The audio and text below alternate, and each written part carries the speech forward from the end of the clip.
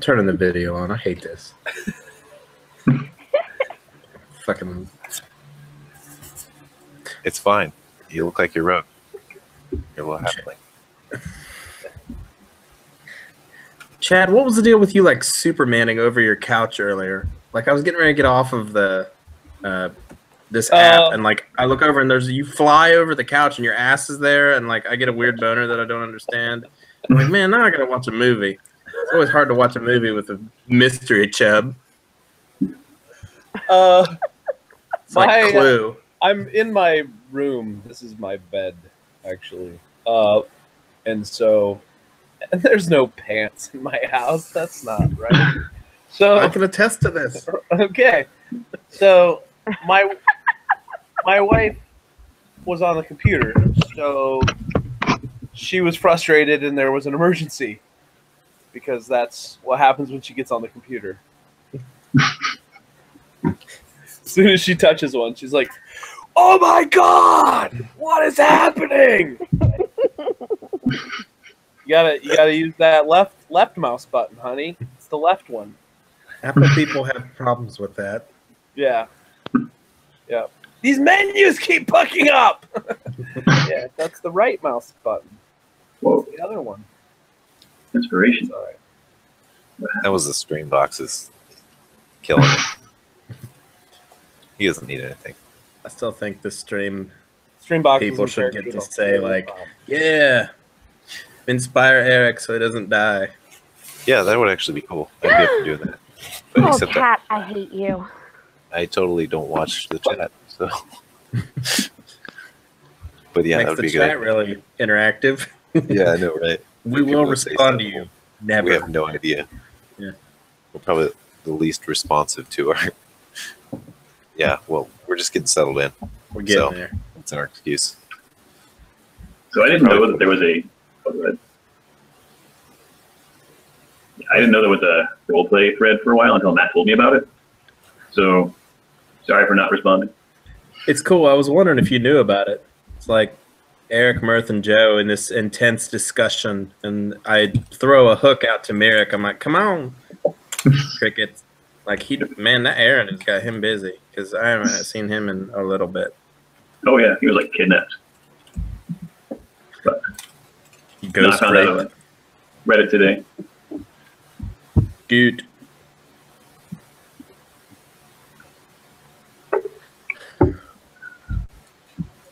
Okay, all right, fine. I'm going to get our chat up in one of my windows, just in case. Just in case. I suppose it's the thing to do. That's what all the kids are doing. So I've been in San Francisco for 2 days, and I've smelled marijuana 9 times. In California? Yeah, San Francisco is in California. Yes, I I was am. there 2 days ago. Awesome. Oh, something else I didn't do last session, or yeah, last time we played, I didn't update the title, so it said like coming soon the whole time. So that's probably why nobody looked at it. They're like, oh, they're not actually playing. Because it's titled. Yeah. What? We only want the elite gamers that like investigate it, even if it's not real. Like, those are the people that watch Even our when shit. it's not running. That's right. Now, if we could just get some, if we could get like Vin Diesel in here, probably bring in just a few watchers, like 1 or 2 million.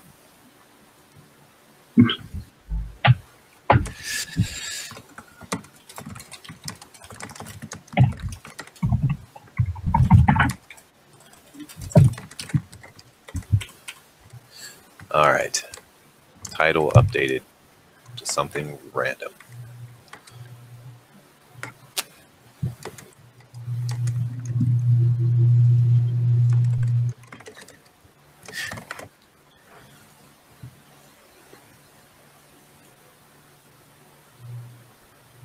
I've got so much stuff I need to fix. Okay. Oh, what time we got? 9:30. All right. I'll start in a sec.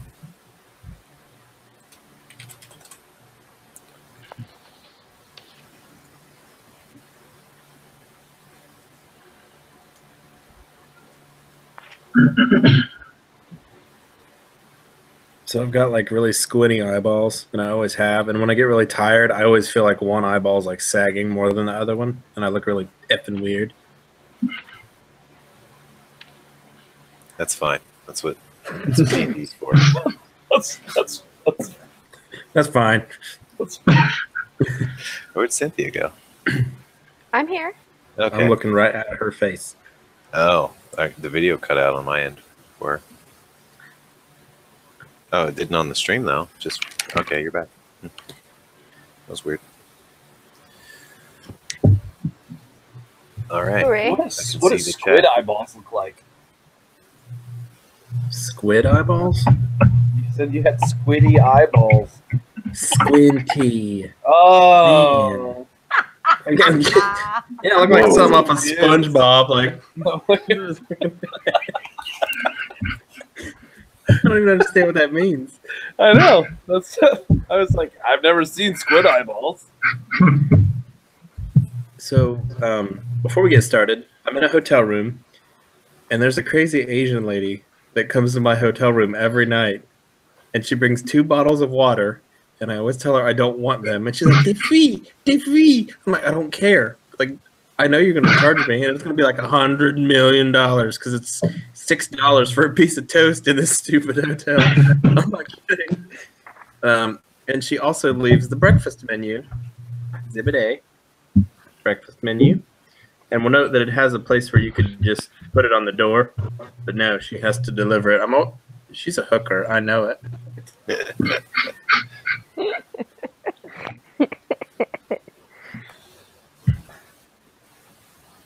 I mean, maybe she's just lonely and needs a friend.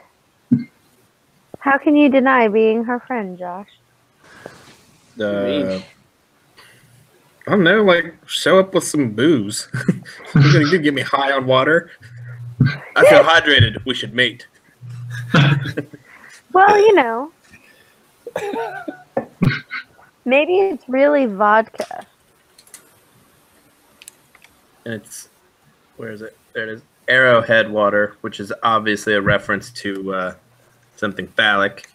Like, this whole thing is a trap. Definitely.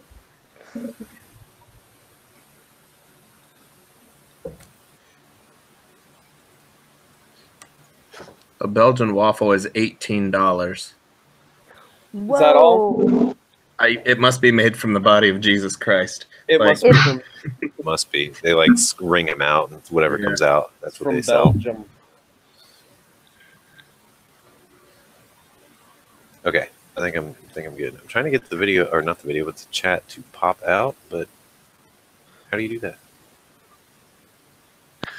Hop and fresh. Where do you do that?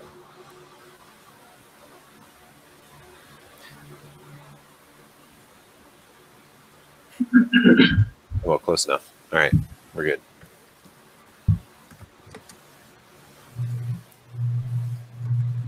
Whoa. Squids are creepy. Looking up squid eyeballs. I right. did that as soon as you said that. Ooh. I almost looked up squid penis because I thought it'd be like all immature and funny. But I'm like, ooh, this is a work laptop. I get Yeah, so back we're- and they're like, what are you doing? You guys still gonna let the junk out? That's What are you doing? oh, this is a problem. I was hungry for seafood. You know, you can like eat bull testicles or whatever. Like, Yeah. squid is really, you know, it's evasive because it's got all those little tentacles to run away, and its penis is basically a tentacle, but it's like Probably. the prime tentacle. Like, you get that one, you've done something. If you Google squid penis, it's not what you think. That's really frustrating because I can't do it. Oh, I've got my phone. Then Sprint sends me a like, "Hey, you're eligible for an upgrade, and you're also a fucking weirdo."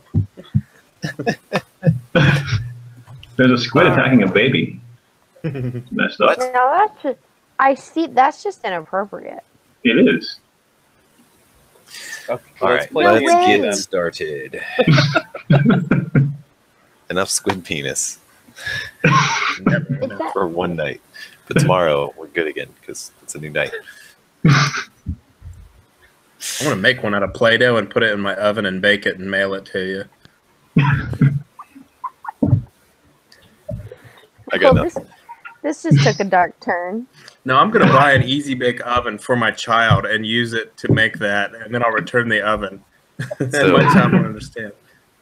You guys are going to be encountering a kraken, and this is all going to come back like on you. You had to make fun of its penis, didn't you? Okay, so when we last left off, you guys had just assaulted the boat, literally assaulted, Whoops. and killed all of Nixon's crewmates, rescued his captive, who's a very weary-looking noble woman, and you're pretty much walking off the boat. And as you're walking off the boat, you see Mirth. Not Mirth, Merrick. Merrick kind of stumbling back towards the end. Guys, something happened. And Merrick, you see them walking off the ship that you saw right before you left, and they're all beat up. Well, most of them are all beat up, and they've got this woman, and they've got this strange pirate that seems to be following them. What'd you do? We saved this princess. So this is not kidnapping. No, it was kidnapping, and then we stopped the kidnapping, and now she's ours. It is the inverse of kidnapping. And Mirth is like carrying her with his big, strong arms, druid arms.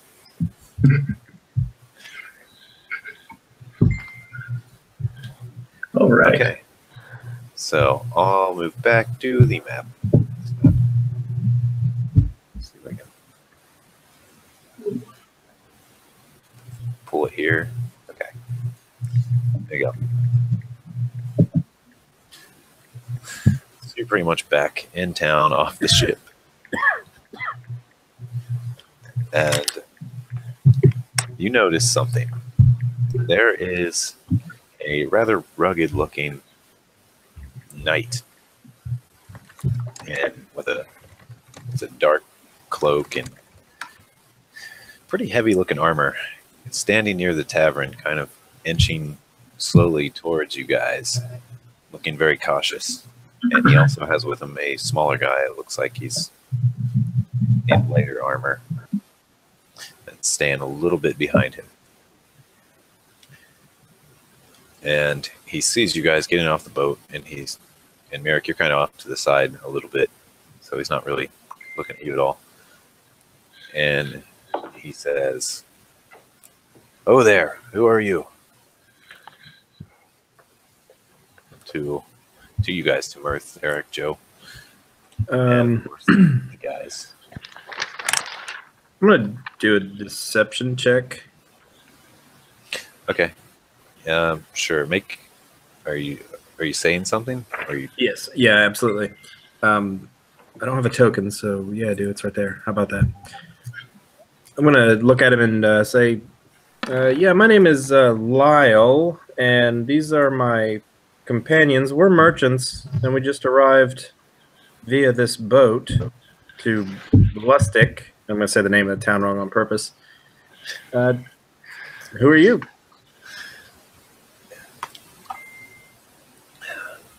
He comes forward a little bit,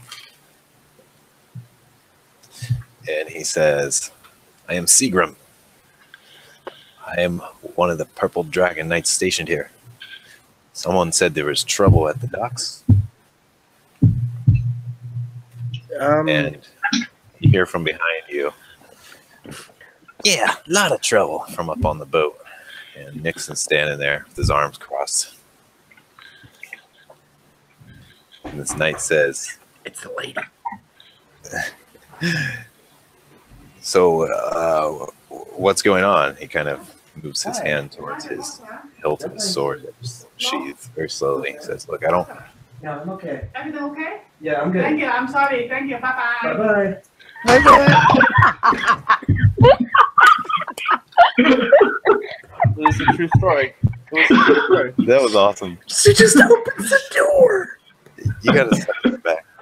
I swear on the old gods and the new, I will be naked tomorrow. I'm just, and I'll have like pineapples all over my body. I'll do something so weird that she will never do that again.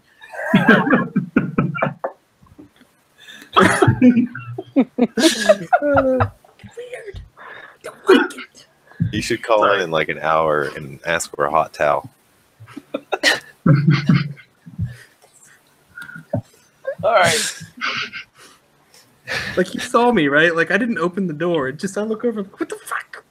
It's like, it's coming in your room. That was amazing. I told you. Sorry, we're distracting from the story.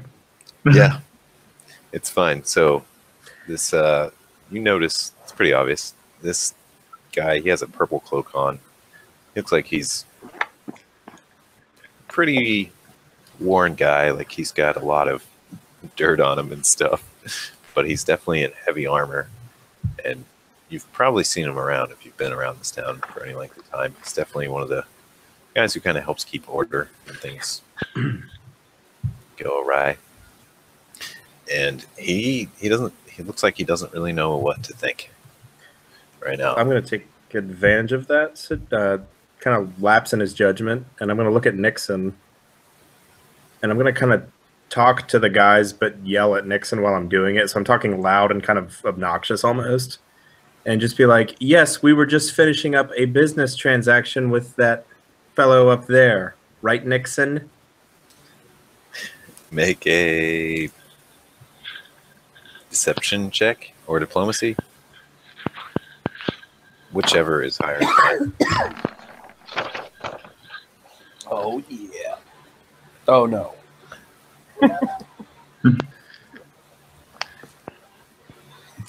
That's a pretty big off roll. Well, Nixon. Hold that. No, go ahead. Ooh. Nixon rolled way worse than you. So. He reluctantly says, "Yep, all finished here. Now, as the last part of the deal, maybe you could just untie those ropes there that are holding my boat to the dock. And I'll be on my way." I want to look at anybody else and be like, I'm 3 feet tall. I'm not a roper. I'm not a ropist. I'm taking my new princess to get a drink. Okay. Hey, Derpules. I'll be in the tavern. Do the ropes. Like Derpules he's like piratic. I'm gonna make up a word. Oh yeah. I handle ropes all day. And he starts hobbling over to the ropes. There's quite a few of them. A couple of them are tied pretty good. And it looks like it might take him quite a while. But he starts undoing some of the ropes. And what do you guys do? Other than, okay, Mirth, you're going to the tavern. Joe, Merrick, you're kind of seeing this from the side. Yeah, I'm staying out of it in case there's like danger and I need to sneak up on the knight. The knight seems to kind of relax a little bit. And he seems to just be kind of standing around. And he starts talking to the person with him. Which almost seems like his cohort or something. It's a guy that's just a little smaller than him, quite a bit younger, wearing lighter armor. Looks like he has some weapons too, but he's kind of staying behind this knight. I want to ask the larger of the two people, what can you tell me about the temple here? Is it a pretty upstanding place? Is it shady? He looks down and he's like, "Oh, there you are. Didn't even see you approach." I'm going to resist the urge to stab him. And he says, "Oh, well, the temple here, the main one is a temple of Agma. They like to help the locals. knowledge and providing any godly assistance that might be needed. We have a shrine too of Weilun. It's just off to the west by the inn. Can I do like an intelligence check or whatever to try to remember which temple I went to last night when I was following Nixon and Kern? Okay, yeah, you said his name right. Almost. Well done. Well done. Not Kerna. What are you going to do exactly? But he's dead now, so it doesn't really I'm trying to remember something. Like as a player, Okay. I don't remember it, so I assume my character doesn't remember it. That temple, sure. Make an intelligence check. Make it pretty easy. You get advantage. Okay, I got a 13. All right, 13's good enough. Yeah, that was a temple of Agma. The acolyte Okay. they seemed to meet was someone from the temple. All right.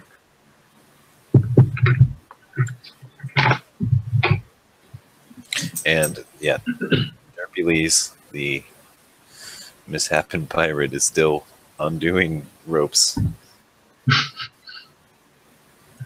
And let's see how well he's doing. I was waiting for this. Oh yeah, he's killing it. He is Like a untying boss. ropes. He only falls a couple times. But he's getting it done, and Nixon looks pretty pleased, except he's kind of yelling things at him. But you seem to realize that this is probably customary. He's saying, like, hurry it up. Stuff like that to him. Mm-hmm. And as the last rope begins to unravel from the docks, you see that it starts to float away off the docks. Anything you guys do?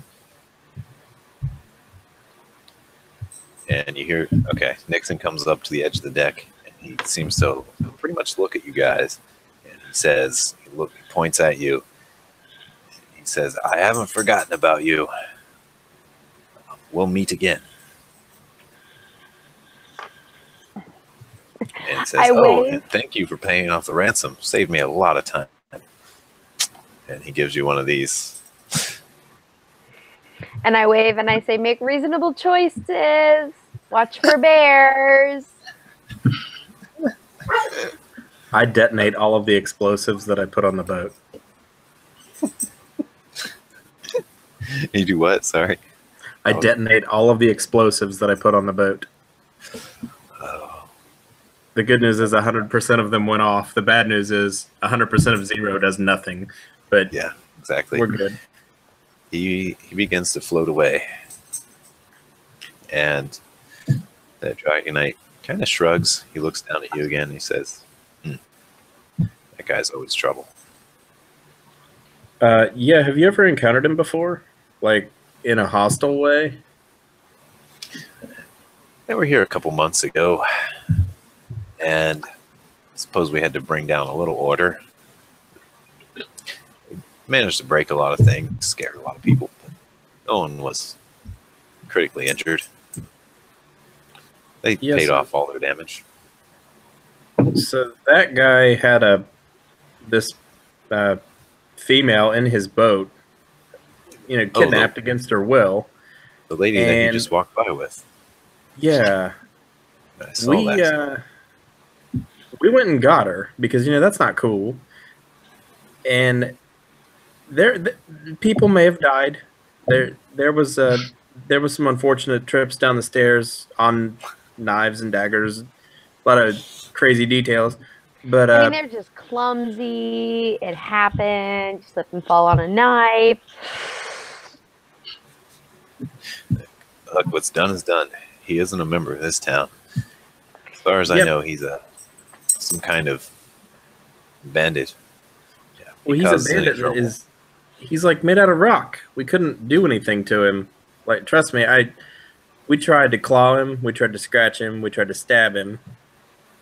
We just got into this awkward, like, we had to buy the princess because we were getting beat up. We got bested. I was just curious if you guys maybe like put him down a few times. Maybe give me some pointers on how to take this guy out. I mean, down. No, never had to quarrel with him. However, I've heard some rumors. Say he's not human.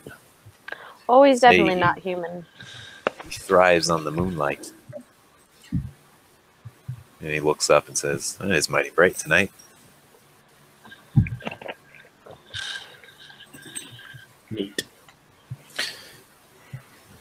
And the other guy with him says, "Is he a werewolf?" And Seagram says to him, "I'm not sure."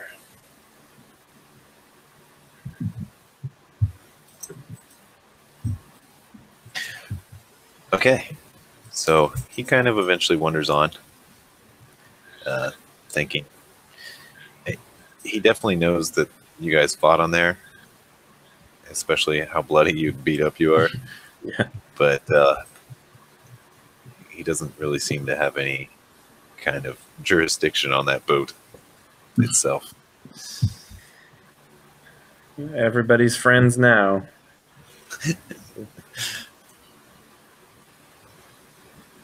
I'm gonna look at Mirth and be like, "You want to go get something to eat and go to bed?" I don't. I'm already awesome. in the tavern. I want to look at where Mirth would be and say nothing because he's not there. Maybe you should He's head in to the the temple. bar. I'm already 2 steps ahead of you. They can offer some healing. Yeah. Thank you for your time, and it was nice to meet you. I'm gonna look over at Joe and kind of go like this to Mirek. Right. I'm gonna wander on over and be like, "You guys are merchants." I didn't want to go to jail. We did make a trade agreement this evening. Yeah, so exactly. Technically, That's true. although technically, I think we're kind of human traffickers at this point. But I mean, that's just specifics. Who needs to go into specifics? The princess can leave whenever she wants, but it is going to cost her 500 gold. True. True. Okay. So you guys wander on into town. Yeah, while we're walking, I want to explain to Joe and Mirek what I saw at the Temple of Agma. Specifically, Nixon, the bad guy, went to a temple, which is where good people hang out, and basically got like an assassination bounty or a kidnapping bounty. He got something. That doesn't really sit well with my character. He's interested by that, but being familiar with that line of work, that's not normally where you get contracts. Let's go to church. Let's go kidnap someone. Seems like a good hiding spot.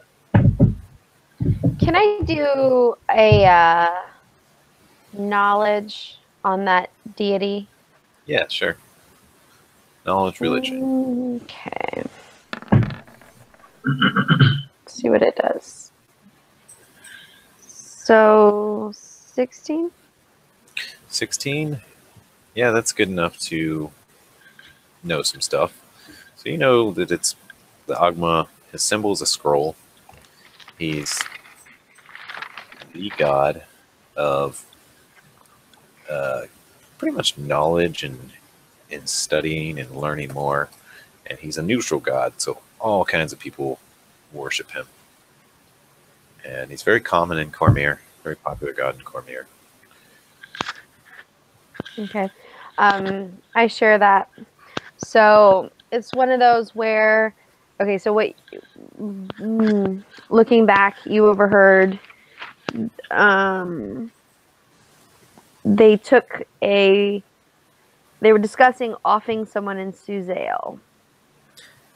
Is what I wrote down. Okay. Well, then maybe that's exactly what I remember.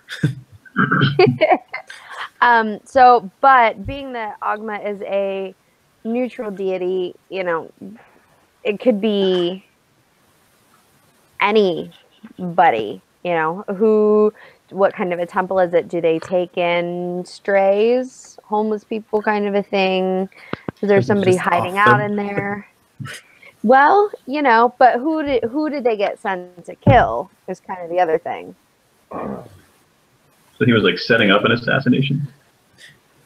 I don't remember specifically if it was an assassination. I watched the exchange go down, and Nixon and Kern got some sort of scroll from these guys, and they were whispering, but I heard them say 500 gold and Suzail, and I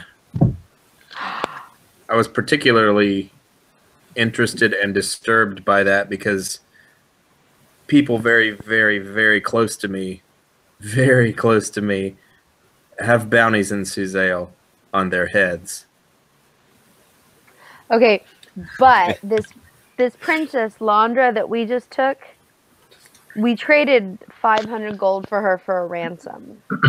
I would like to think that maybe mission accomplished. Like, it all... No, well, it wouldn't necessarily be mission accomplished. I think we should maybe go and be sneaky at that temple, because what if she was supposed to be publicly executed? Hercules hobbles up to you guys and says, "Yo, my new masters. My new masters." So the boat's gone now? Yeah, it's you can still see it, but it's going out into the darkness, out in the sea. It's very late at night at this point. All right.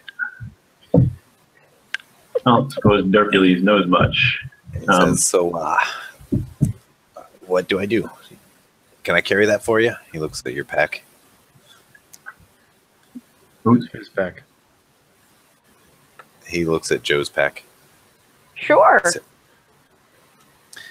he takes it. He's like, "All right, sweet.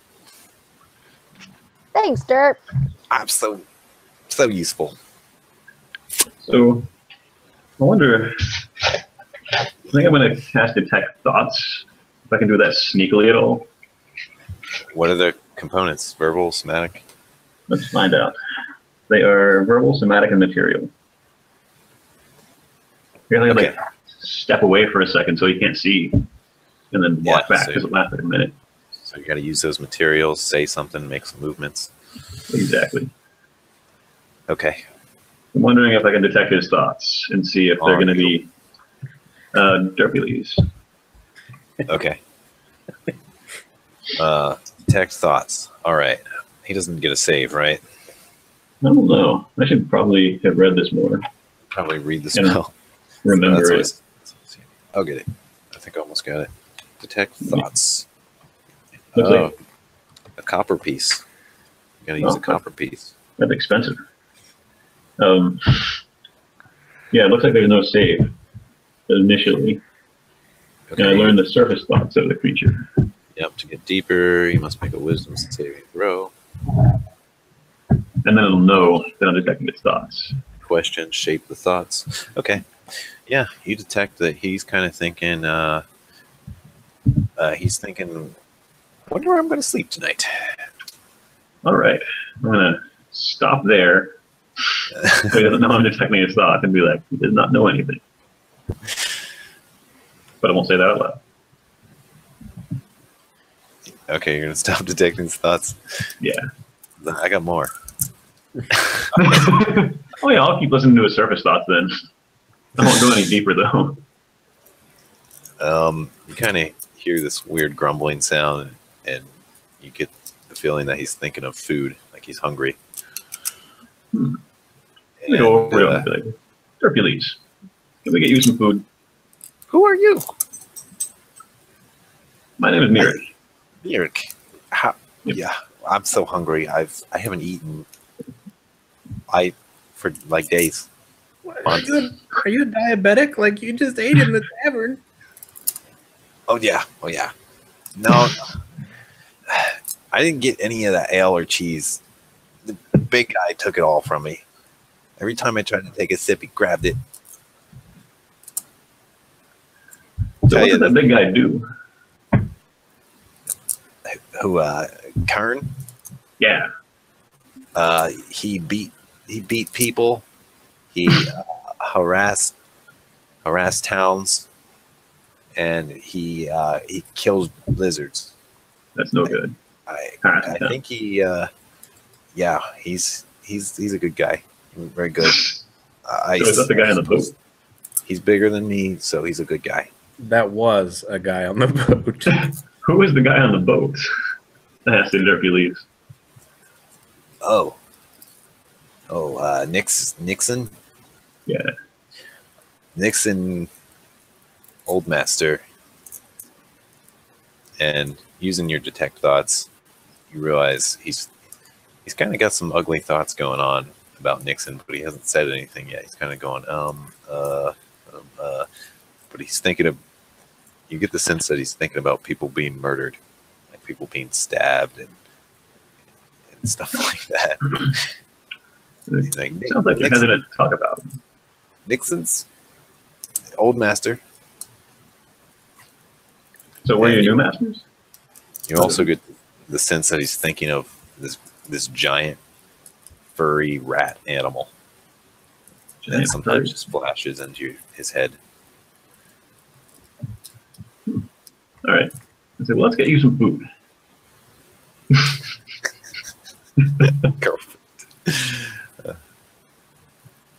All right. So, what do you guys do?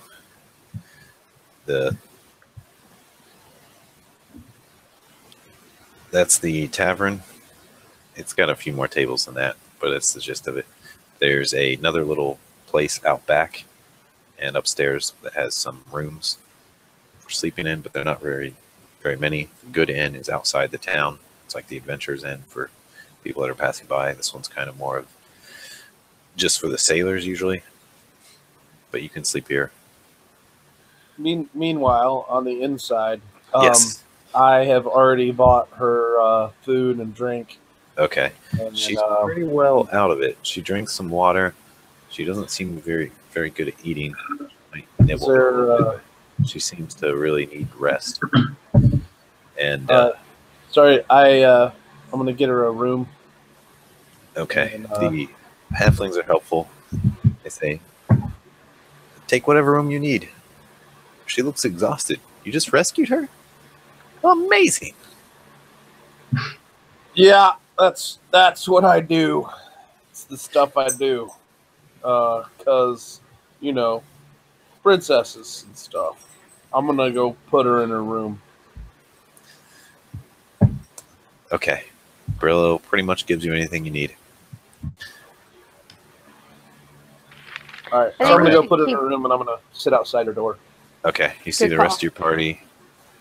Oh, sit outside her door. Yeah. Got it. Rest of the party, what are you guys doing?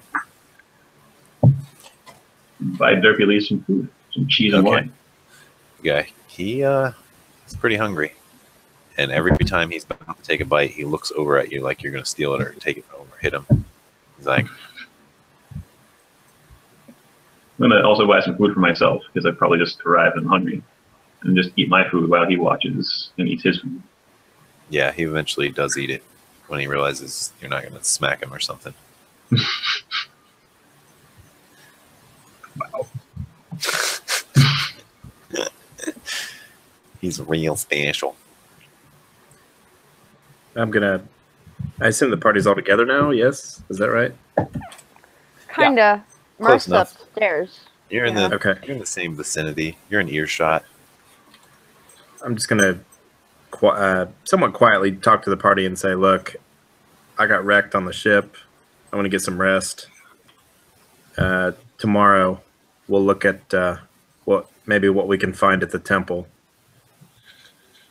Mm-hmm. Good call.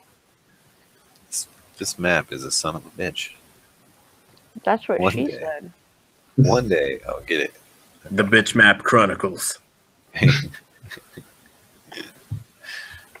Starring Basic Map.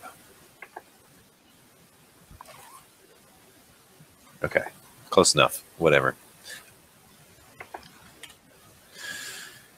All right. I'm sorry. What are you doing? He's busy with messing with the map.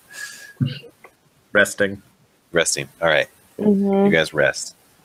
I'm gonna roll to see if someone kills you in the night. Random encounter. Joke. Okay, you guys rest. Morning comes. The pretty regular stuff is going on. People are wandering in before going off to go fishing. They're stocking up on their goods, and you see some people outside, or hear some people more, and see them kind of getting some smaller boats ready, and just kind of the usual small town activities. And you guys are up. You get a long rest in this mode. You get all your HP back, and you get all your spells. You go full up on a long rest. So you guys do. You crash hard, and you rest for a good 8 hours after that. And when you wake up, you have some time to study and get things ready, and you feel much better.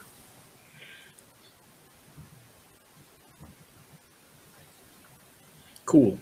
So you are indeed full up. And Landra seems to be getting up at this point too.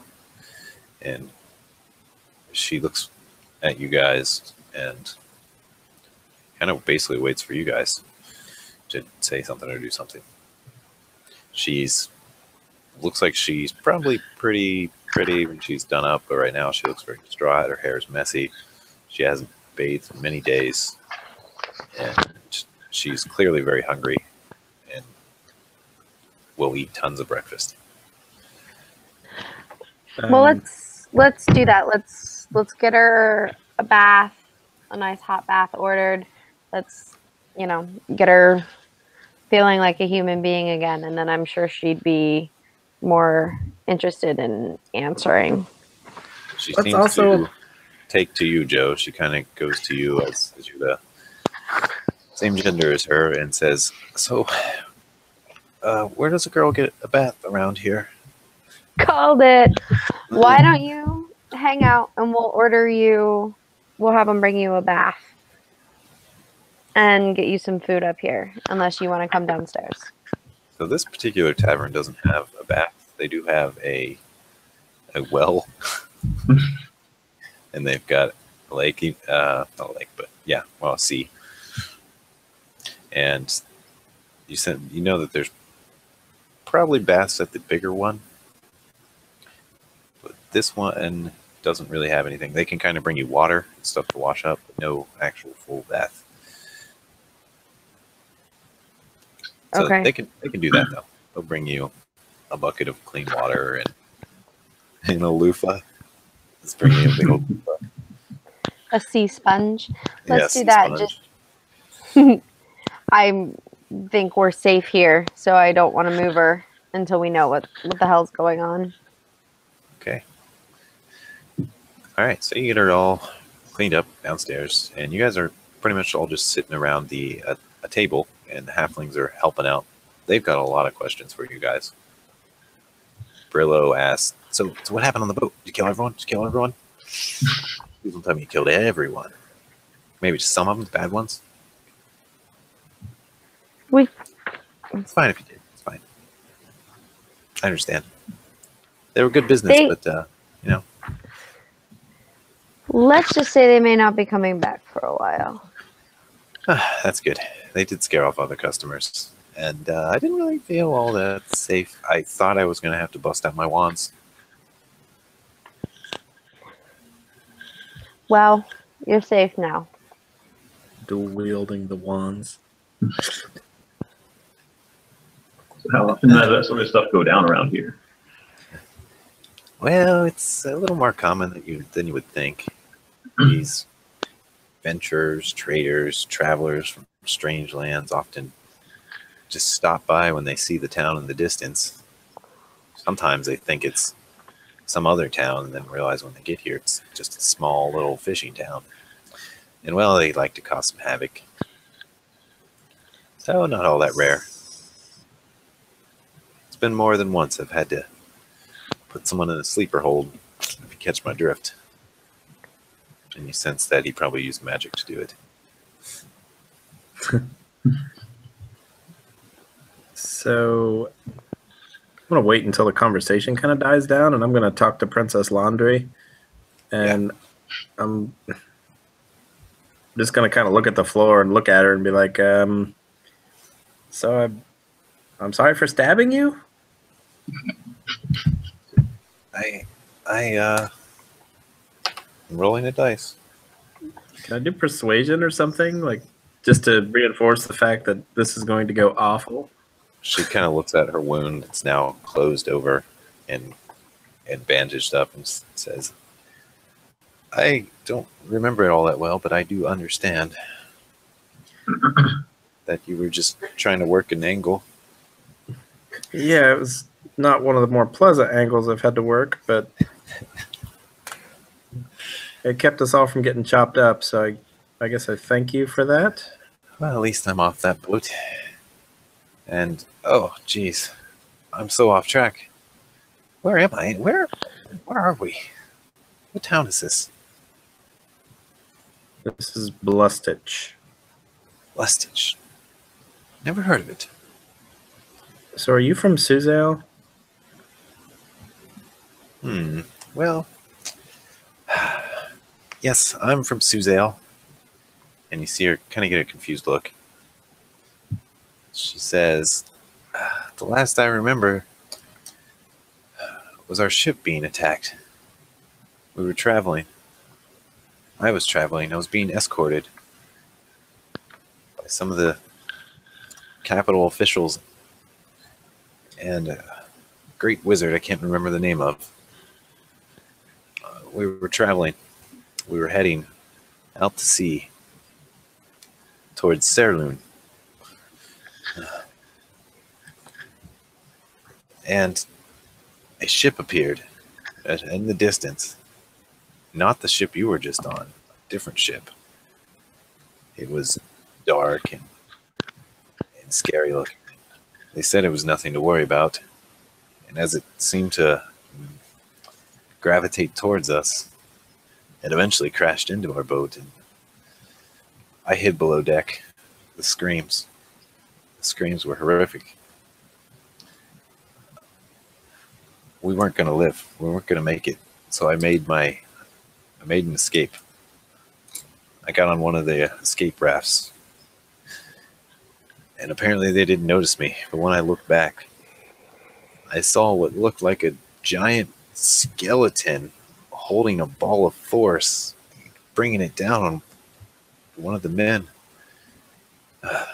Eventually I passed out on that raft out to sea. And the next thing I knew, I was being held at the bottom of this other ship with these sailors and pirates surrounded me.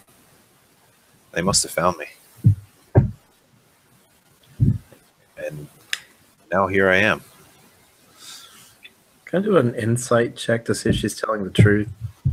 Sure. I kind of want to do the same thing. We'll see how your roll is. Yeah, you can all do it. You can all do an insight check to determine. Just story seems kind of fishy, like, har har, we have this prisoner that we found in the middle of the ocean. Well, I am Landra Clairist. I do come from Suzail. I'm of House Clairist. And I was to marry a noble in Serloon. Well, so much for getting me to Serloon. You got a 16? Yes. Sleight of hand? That sucks. Right. You cop it a feel? That's what I'm getting. Seeing if she has any goods. Any gold piece. I suck. I got a 17.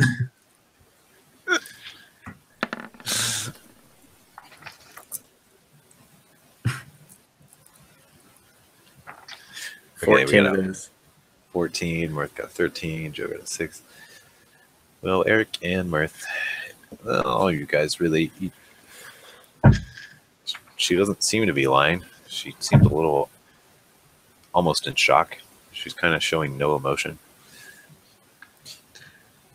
So, if we could maybe get you back to Saloon or wherever you said you were going. It's best I don't go there, not without my escorts. They'll never believe who I am. Oh, so what if we got you back to Suzail, got you reunited with your escorts, maybe had you stop by and maybe, I don't know, spring out somebody who might be in jail for something crazy, and then everything's good. Yes, that's where the pirates were going to take me back to Suzail. They were going to drop me off, and I promised them that my family would pay them a lot. I'm sure by this time they think I'm all dead. So to kind of reword my request, do you or your family have any maybe influence with the justice system in Suzail? I suppose a little. Are you wanted people in Suzail? Do you have money? Is another way to ask the question, because I have nothing, but my family is very, very rich. Very rich. I'm really happy that you're with us, but we are very much 500 gold pieces in the hole. I would love to talk to your dad. I'm sure he will pay even more than that if you handle it right. That's good. But yes, I demanded the pirates take me back there. I told them they would be paid, and they said, fine, we'll do it. But you ain't gonna like it, but we'll get you there alive. So they tied me up down below and told me to keep quiet. They had some strange activities. Like what? She gets a really somber look and says, well, that one with the hat and the nice tunic, he ate the other crew members sometimes in front of me. It was the most horrific thing I've ever seen. Why didn't he eat Hercules?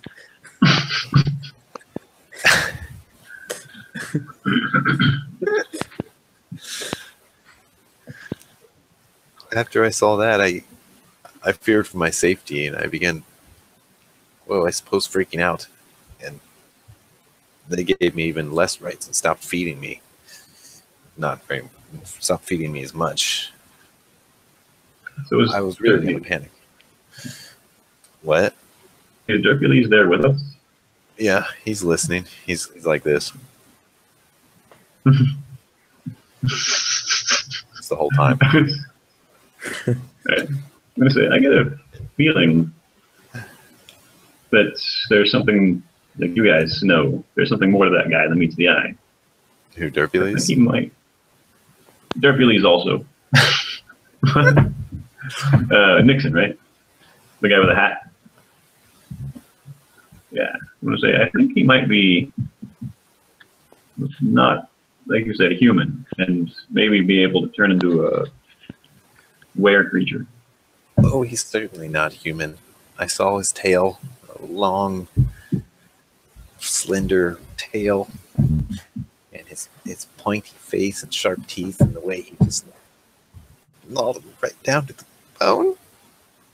Yeah, like that. And she kind of breaks down a little bit. She says, thank Timora, you rescued me.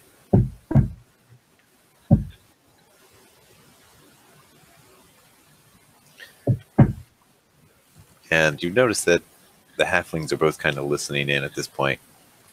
They're like, just listening to you guys. Like, oh, this is interesting. And what do you guys do? Ask her any more questions. Just ask her if she'd mind waiting a day so that we can make preparations, and I'll kind of look at the rest of the party as I'm saying this with kind of like we cool eyes. We'll see if we can get you back to Suzail. We've got a few things we need to wrap up here first, and then we'll get headed back that way. Meet your folks. Yeah, that sounds good. I suppose I've waited long enough, but sooner is better. Sure. This shouldn't take long.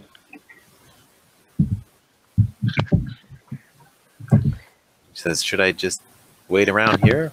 And Brillo says, oh yes, we'll take good care of you. Good care of you. And he like goes over to her and says, you can help with the dishes. And so Aww. kitchen.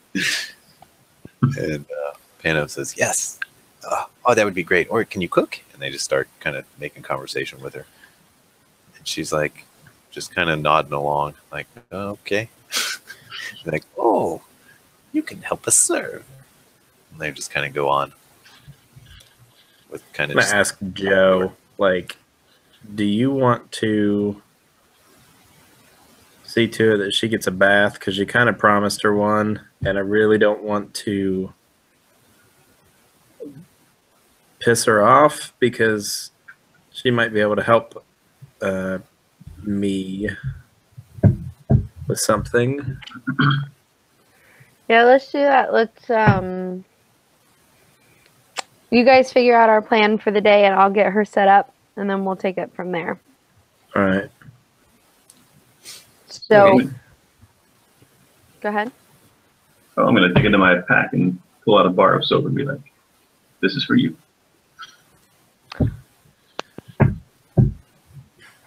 I'm sure that she will greatly appreciate that. Bar of soap for the win. Every character I have has a bar of soap. I don't know why. So All useful. right. Neat. Fantastic.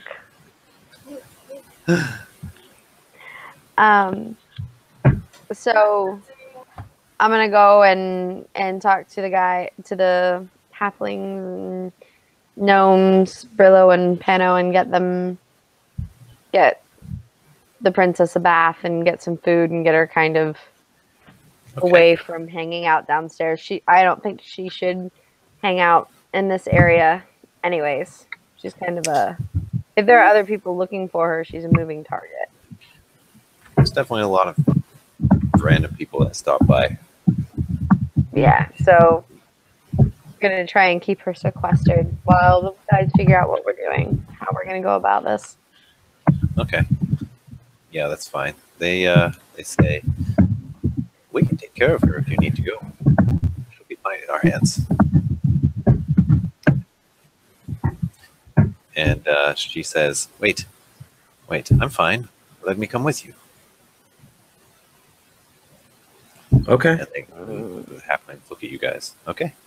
She says, all right, very well. And she looks like she's ready to go. Okay. Going to hand the bar of soap back. Thank you. I actually checked it off my character sheet. Go back in. Important loot. All right, where do you guys go to next?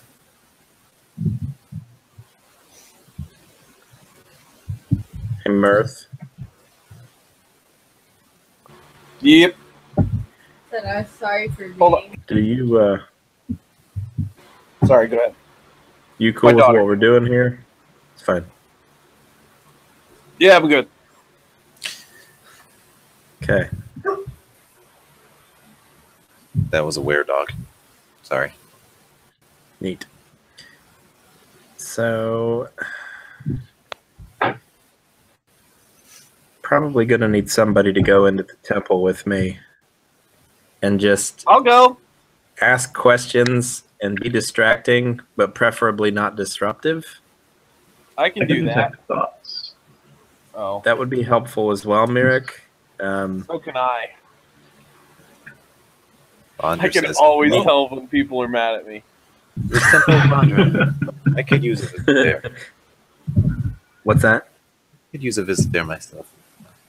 Need to pay some honor. I cannot believe I'm still alive. Okay. Yeah, we can make it a trip then. To the temple. Cue the Monty Python music. All right. I don't have a map for the temple, It's fine. but it is a pretty small temple. Temple of Agma It's got a little hangy sign that's a scroll symbol that kind of swings a little bit. And there's a human acolyte woman, looks kind of elder, that's out there sweeping the front. And the door seems to be open. And you can see inside a little bit. It looks like there's some statues and a shrine and kind of a few plates for offerings and a few, looks like another acolyte wandering around inside. I'm going to ask Mirth and Myrick. Actually, I'm gonna let Princess Landra go inside and do her thing. Yeah. Maybe with Joe. Yep. I'm gonna ask Mirth and Myrick, like, can you guys just talk to the acolytes? Myrick, if you want to maybe try to detect some thoughts and see if they know anything about handing out bounties. Just see if you can get them on the subject.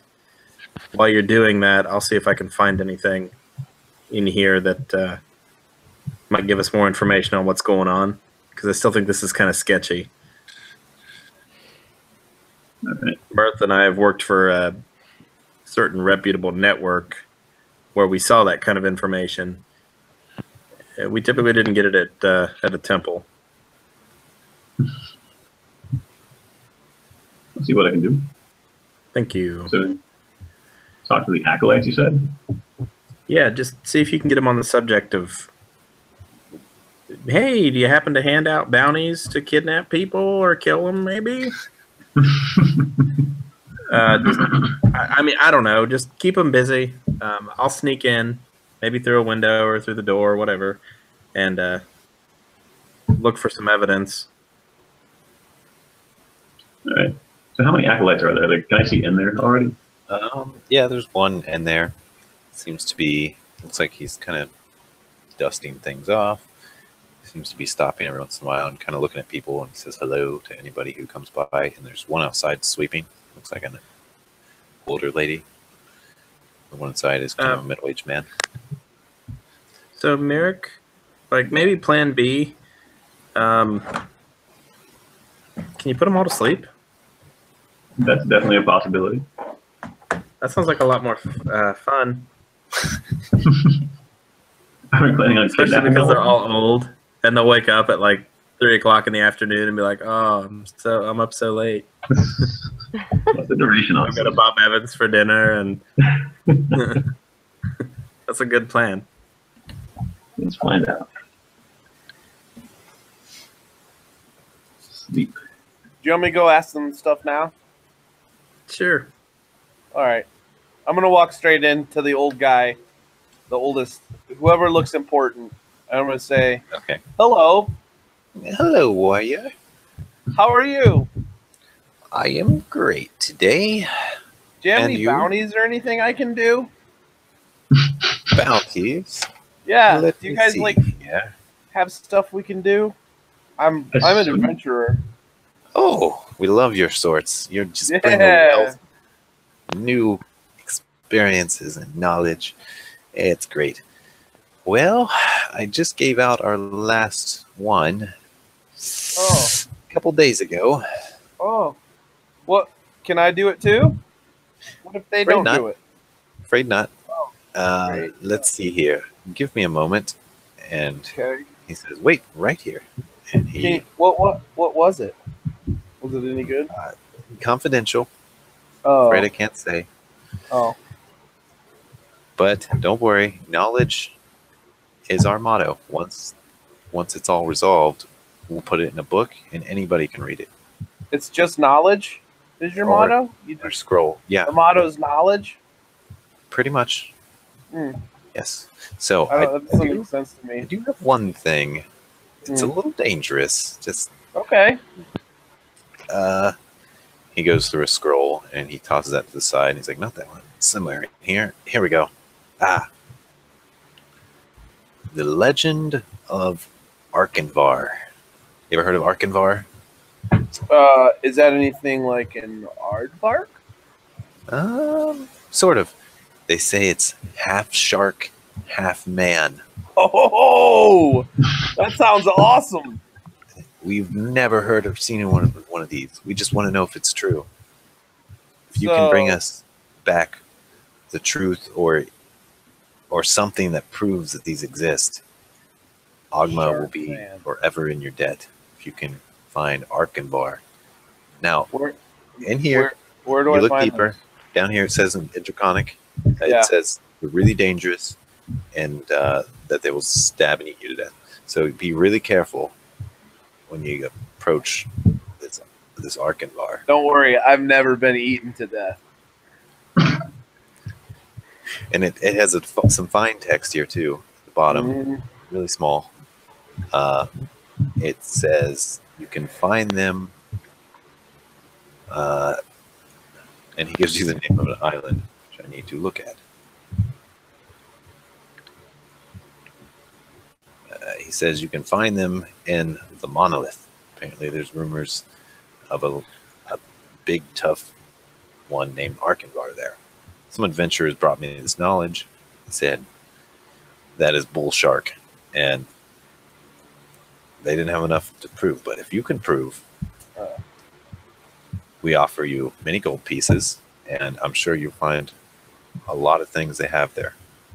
Okay, so what kind of thing do you need as proof? Because, like, if they're like shark men, maybe they have shark teeth and like man, like hands. But if we bought you like a man hand and a shark tooth, you'd be like, that could have just been from a shark and a man. I see a few options here. Is there something special about them that will, you know, maybe you can capture one alive, or that's a lot. If you just snap a picture with your cell phone, that's going to be fine. It's an Arkenvar selfie. You see him there, like all shark smiling. So maybe like draw a picture of it and highly detailed picture. If you can get one to cooperate, that would be even better.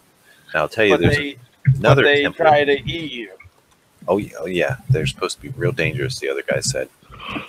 Getting some mixed messages here. And now,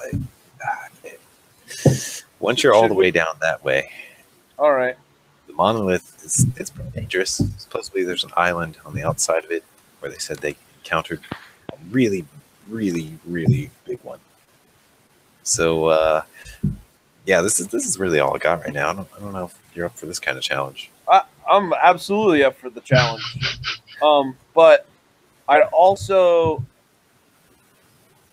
think that maybe whatever job you handed out last might not get completed. How do you find out if, like, say, someone you gave a job to can no longer do the job because they're not alive anymore? Like they got eaten by a bear. Oh, well, you know, it's a dangerous world. Things happen. Because there was a bear attack, I heard. And I don't know. It could have been the people that you had the things that gave the job to. So you could give it to me, and I'll go do it. Make a deception check or diplomacy. What do they call this game? Persuasion. Yeah. That one. If you're gonna do deception, I can help you. I don't know what I'm doing. I'm just talking to this guy. I'm just being me. All right. Yeah. Do persuasion. I'm not trying to do anything. Persuasion. You got a 7. Okay. He says, well, no. All right. That's fine. Maybe you want to talk to Sebastian or Seagram. You know, that guard that walks around? Yeah. And his little friend, Seagram, or Sebastian. Those two, sometimes they've got some leads too. I mean, they keep up with the talk of the town. So I gotta go find a shark guy, man guy, and I gotta go find Seagull. Yes. Thanks, Now look, if you really want to do this shark job, you come to me. I'll give you all the details you need to get there, and we'll even see about maybe going halvesies on a ship to get there. Since you're doing it for the temple and all, and it's really dangerous. Okay. I am very interested in doing Arkanvar now. So, while all this is going down, can I cast Detect Thoughts kind of Sure. near the door discreetly? Yeah. See if he's sending me on a snipe hunt. Yeah. It's pretty obvious that you cast a spell because you got to do the movements. You got to say the words. Oh, You gotta can I like step outside and do it and then walk back in? Sure. Yeah. Okay. Some of the townsfolk might see you, but not a huge deal. It's a harmless spell. So while he's casting a spell, I want to run over and grab the scroll that he tossed to the side. Okay. Okay, are you trying to do it without being seen? Sure. Thanks, I'm gonna Jack. make a distraction. I'm gonna do a cartwheel. All right, you get advantage. Why not? This is the thing with the distraction. So, sure.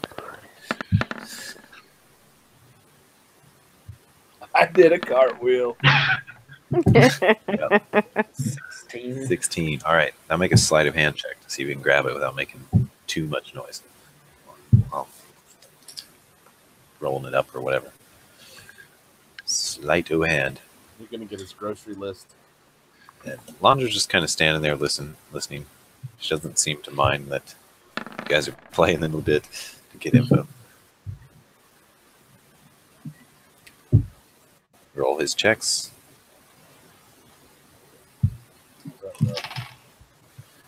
I don't know why I roll so many 2s. But yeah. Because you want to make us look like heroes. Yeah, I guess so. All right, you grab the scroll and got it. He doesn't seem to have noticed you. He's watching the cartwheel and he's doing, oh, you could definitely take on a shark, man. No problem. See?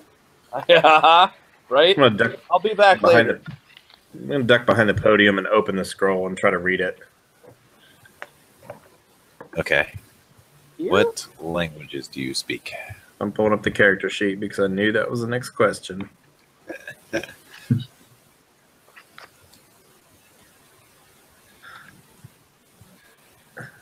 I have no idea. I speak Common and Halfling because it's clearly a Halfling scroll. You It's can this read it. big. It's in some language you don't understand, but it's medium length. You can do a intelligence check to maybe gather a tiny bit of info. How about an 8? 8. You're really not sure what it's about. I'm gonna pocket it. Teeny Okay. So I want to, like, once I'm outside casting the spell, Yeah. I can interrupt here. You've got detect thoughts. All right. So I'm going to sneeze really loudly and then walk back in the temple. And exactly. And then I want to walk over to the guy, the acolyte or whoever that Mirth was talking to. Be like, are you sure you can't tell us about this bounty you handed out the other day? I'm going to have him make a will save. Okay. See if you can get his deep thoughts. What's your DC? No clue. How do I find that? 8 plus proficiency, so 10, and plus your ability modifier, which is probably going to be charisma or intelligence. 2 in this case. Okay, so it's a 12. Yeah. Right.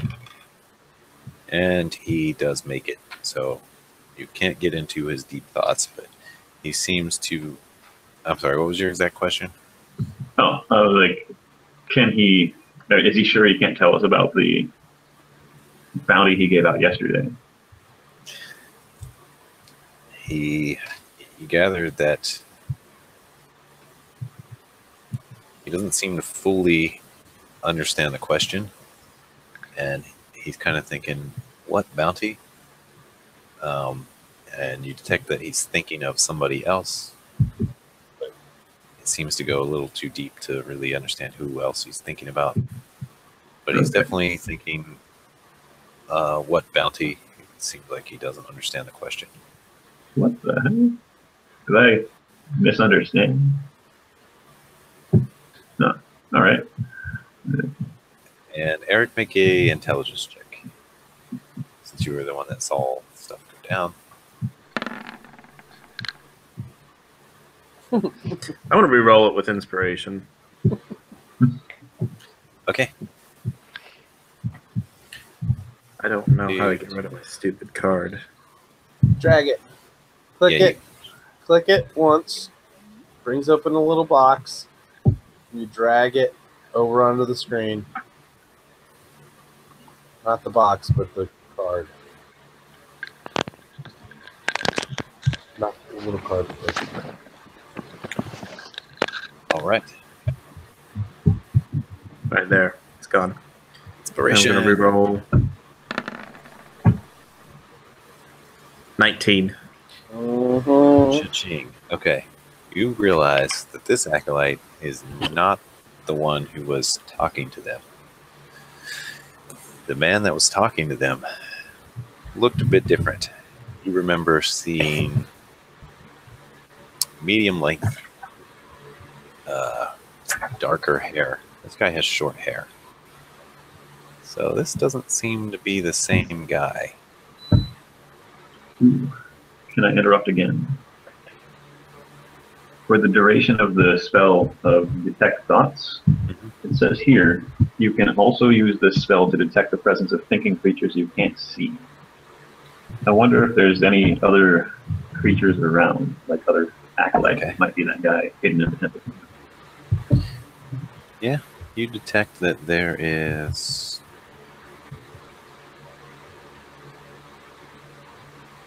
Spell can penetrate barriers. Yeah. Huh.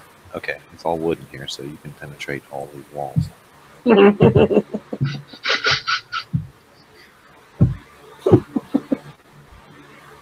I just realized what I said. The penetrator. Penetrator. Okay, so you detect that there is a lower level, and there's some kind of thinking creature down there. Okay. Can I detect its surface thoughts? Yeah. You detect it is, seems to be slowly saying words, like it's scribing them, like, and then also. It Okay. just kind of goes on very slowly, one word at a time, and it almost seems like it's doing something with it. Okay. Someone's probably downstairs just like scribing the Bible over again. Okay. Make an Arcana check. Ooh, I have pretend proficiency in that. Oh wait, I don't roll real dice. Hold on a second.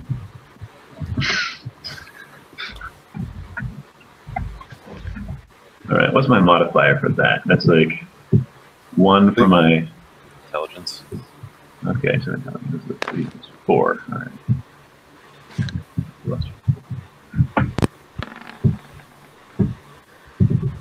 Oh, that's pretty bad. 9. Inspiration. Okay. Oh, yeah. Inspiration. Can I do that? Yeah, you can do inspiration. So make another roll. Why would you waste your inspiration now? Why not? Good. Information. Alright.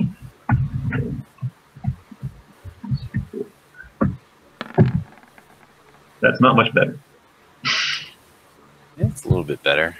All right. Well, you can tell that he is of the wizard sort. He seems to be working on his spellbook or scrolls. Alright. I think Yeah, at this moment, that's pretty much all he seems to be focusing on. spell only lasts for like 1 minute, so pretty soon it's going to run out. And Acolyte up there says, well, maybe you come back in a day or two. Something else will come up. He shrugs. Well, thanks. Yeah. Arkanvar is ready. I'm sure he's still out there. I'm gonna find him. I'm gonna get it. When you're ready, we'll set up the details. We can arrange a ship. and maybe even a guide. Guide might not get too close. Well, but yeah, we can get you down to the Shark Man. Yeah, maybe in a couple weeks. We got a princess thing we got going on and all sorts of stuff. You know, adventuring. Yep. They begin to offer you just pamphlets, just religious pamphlets for Ogma. Scrolls. Like, here you go. Read this when you get time. Maybe we can convert you. Taking one of those. Thanks. And on the front it says, have you ever felt bored? Just like you've learned everything? Well, worry no more. Here at Ogma, there's always more to learn. Knowledge is our thing. It doesn't matter if you're evil, good, killer, marauder. We welcome anyone. And at the bottom, it has a little asterisk next to that. And at the very bottom, it says, but don't go too far. Say thank you to those guys. And look at Eric and Mirth and Joe in there with the princess. Yeah. They're kind of standing around doing something. Kind of like, what now? Landra says, "Can we go to Suzail yet? Can we go to Suzail? I'm anxious to get home." Let's do it. Let's casually go. walk out from behind the podium just like nothing happened.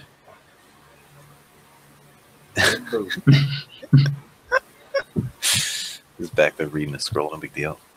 Okay. Yeah. So you guys leave the temple? Yep. Presumably. All right. Cool. And yeah, the town seems to be going about its normal business. Landra stops you guys and says, "Look, there's something I need to tell you. What's that? Okay. It's got to happen soon. If I'm still going to be able to marry and Sarah, I've got to get back to Suzail and rearrange everything once again. But if it doesn't happen soon, everything's going to be off. My whole family's reputation is going to be ruined. They're going to think we stood them up, and we'll be generations behind advancing once again. This is our chance to spread through the rest of Cormier, to make a difference. Maybe even become king or queen of something." You were kidnapped, though, so how is that your fault or your parents' fault? I wasn't kidnapped, I was rescued. Okay.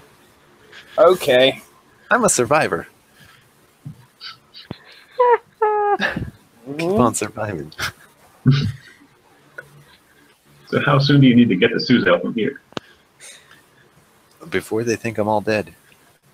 Or, yeah, before they think we're all dead. So, I don't know if this is like a common knowledge thing, but how long is it going to take us to get back to Suzail? Pretty long. First, assuming we go by foot, and then assuming we go by boat. Let's go talk to the dockmaster. Get yanked. Town.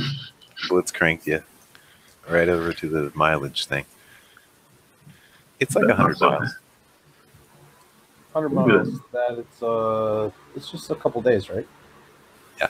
Like 10, well, no. Ooh, Blitz crank. 3-4 days. So let's to Princess Landra. How long have you been gone?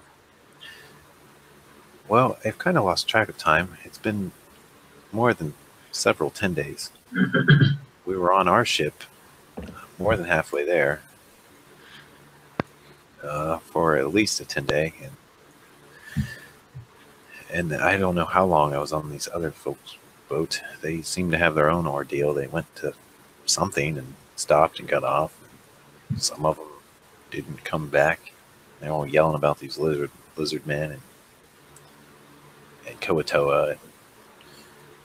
And then it had been many, many days, and then they stopped here, and the next thing I knew, there was a bear on the boat killing all the pirates.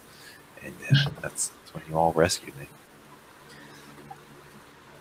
So, can I use my criminal contacts to try to send a message ahead saying Princess Landra is alive, she's coming, it's all good? Yeah, you can do that. How does criminal contacts work exactly? It's pretty vague. I'll look up the specifics. That's fine. I like vague. Vague's good right now. Why don't you just make it up, because I don't have a PHB in front of me. Go ahead and give me a D20 roll. You can add your charisma. Am I proficient in it? Because it's part of my background. Sure. Yeah, I'd give it another +2. Lame. That was a 19 that rolled over to a 3. You've got no contacts in Blessage. The best you can think of is Brillo and Pano, but you know they don't travel. Okay. So let's go to the dockmaster and acquire a boat. Okay, so you guys head down to the docks. There is... However, you did spend all our money. I still have money. I still have a plan. There are merchants down there. There are a few boats that seem to be for travel. There also is a man who looks like he's willing to... Well, you kind of know if you've been around. There's basically a guy that ferries people around at a charge. And he's got a kind of a smaller sailboat. Gonna look at the rest of the team and be like, I think I might be able to get us a boat. It's a bit of a gamble. If it works, cool. If not, I'm probably gonna need some help. Fantastic. Hey, can I see that scroll, or did you give it back? I did not give it back. You can look at the scroll, but I'm going to ask you to be careful because we've all just been deputized by the Purple Knights. You need to help me with what they're called because I forget. Purple Dragon Knight. Thanks. And this is our declaration. We're going to take it and get a boat, and we're going to go to Suzail to escort the princess under royal decree because that's what we're going to do. Is that what the note says? But you want to try to read this because I can't. It looks important. Yeah. So before you go and try and use it for something, it may say like, "Hey, kill me on sight." Can we try and read it before we go strolling up to the boat? So we can totally do that, but he's a shipmaster. I mean, you know, it's not like he's a scholar. Yeah, this guy definitely is a kind of a rugged local dock man. He's got a fucking rat tail. He's probably used to people who are full of shit. Yeah, he's definitely got a rat tail. We've all got our skills. All right. He kind of noticed you guys talking, and he does glance your way, but doesn't really say much. I'm gonna hand the scroll to Joe. Like, here you go. All right, what languages you got, Joe? Elven, Celestial, Draconic, Common. It is actually none of those, but you can make a intelligence check. Or knowledge. History. If you have history, you can use history. Okay, let me get to the skills. I'll take a peek too. Yeah, let's all just kind of collaborate. So I'd like to have a look at that and be like, I can read that. And point out that I have comprehend languages as a spell. So maybe if I just go somewhere and hide with this scroll for a couple minutes, I'll come back knowing what it says. But you can totally do that. Do we really care what the scroll says? Because I don't care. for me, it's a prop. I'm just going to use it to get a vote. Yeah, we can do that later. So you It could, read be, them, it could be more than that, though. You know, Okay, Merrick, go for it, man. maybe it would tell us. This is your what moment. All right. could possibly be the job that they had given the other dude. Okay, cool. Is the boat guy coming over? Because that's a problem. Because it'll take like a minute to No, decipher. he's just kind of standing around. When people pass by, he says, "Get your fare here. Cool. Take you all the way to Marsembra." Let's cast comprehend languages then. Okay. You cast comprehend languages. You begin to read it, and you see that it is some kind of political document, and it seems to be mentioning some northern places. It mentions. I'm not going to go into full detail because I haven't written it myself, but basically, it talks about a trade route between Damara and Impilter, and it mentions that the trade roads were once dangerous, and it mentions a few names of locals who have taken upon the duty of patrolling the roads to protect it from monsters. And yeah, the names are Vanshar and his gang, is what it says. And it is signed by someone in it's a noble of Impilter has seemed to sign it, and he signs it as one of the high whatchamacallits. Yeah, I'm gonna go with that. All right. I can't think Like of a baron or a lord. Yes, he signs it as Lord.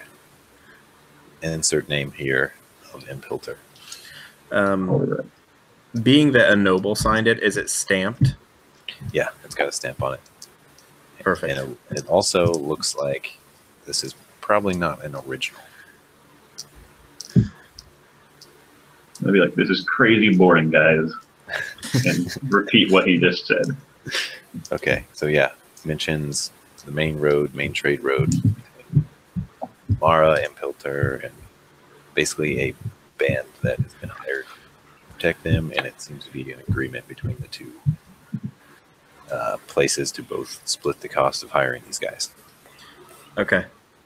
I'm going to ask everybody to play along.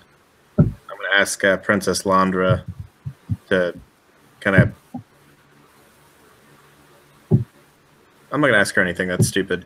I'm going to ask Mirth to stand up real straight and act like he's a soldier, knowing that he'll probably overact, but I don't care. Okay. And I'm just going to explain my plan. We're going to walk up like soldiers that have been recently deputized with a mission of returning Princess Landra back to Suzail under the authority of the Purple Dragon Knights. I'm going to ask him to just let me do all the talking and just roll with it, and we should be fine because we have this official document. All right, do your thing. And I'm going to like roll it up and grab the string out of my bag. It's part of my thieves' tools. Kind of, and in a very militant way, I'm just going to be like, "Fall in!" They like stand up real straight.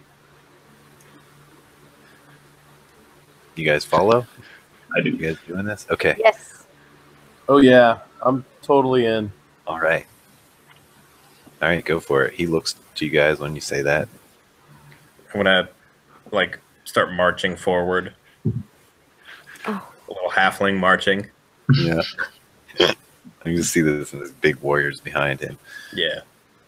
And this guy looks upon you and says, in need of a fare. Which is his rat tail. Ew. Ew, it's all sweaty. Ew. I'm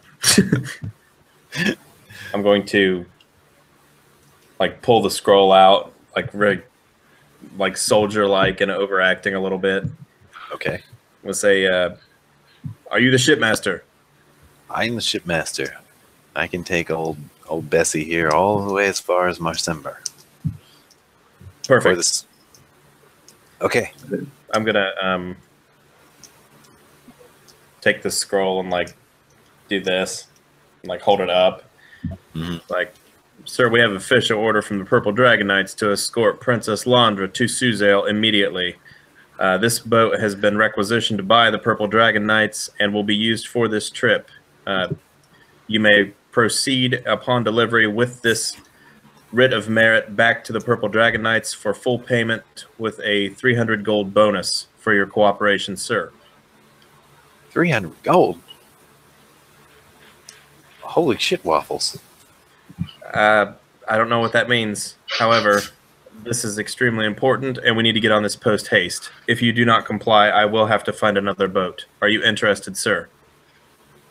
Make a deception check. Or persuasion. You can use either. Whatever side. I'll just deceive. That's more up my alley. And you get advantage. 16. 16. Advantage because the prop and the elaborate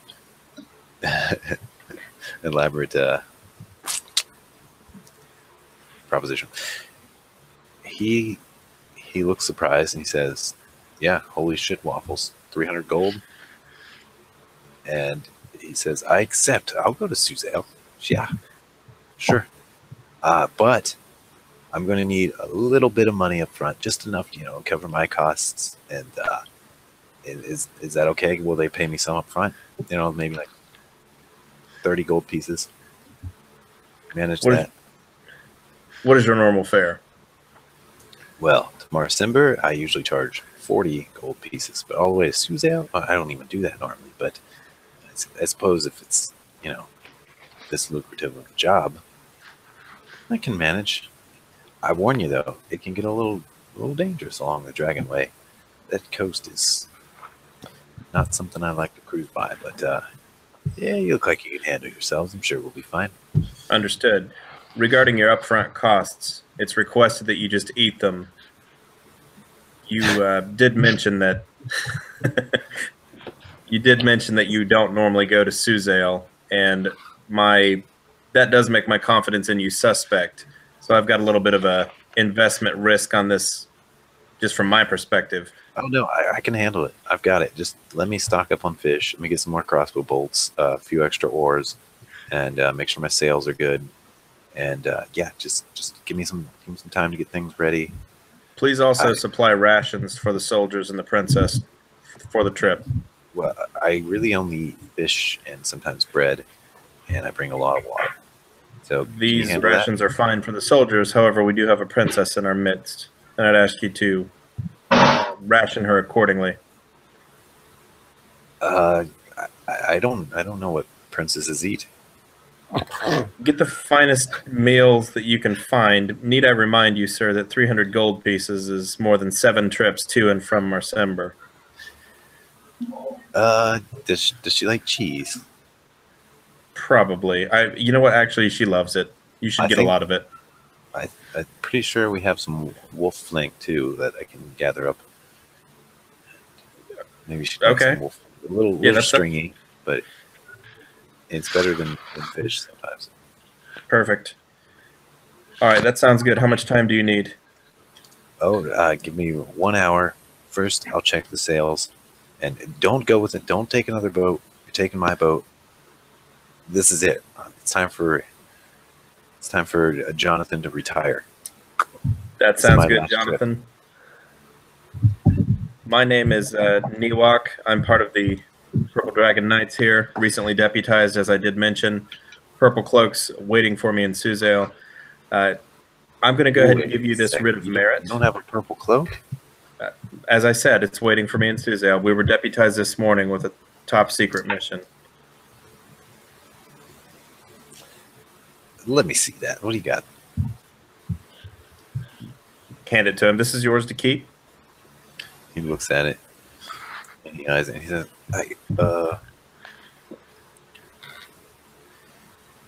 very well.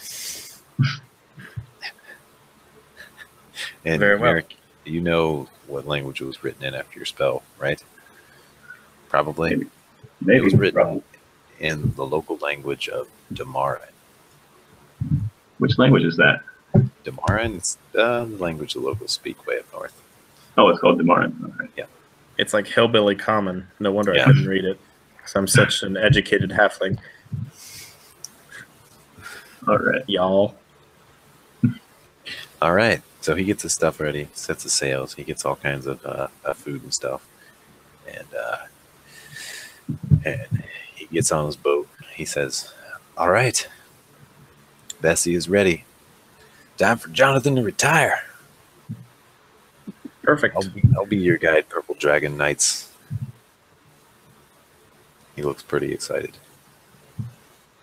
All right. I'm gonna look at Mirth and just kind of wink. First gonna nod and smile really big. I'm gonna kind of motion you down and say, we're gonna call this one the Barely Floats. Nice. Barely. Meaning bear. So there are 5 of you. This boat is barely big enough for 5 of you. See? It's still big Why don't we enough. take my boat?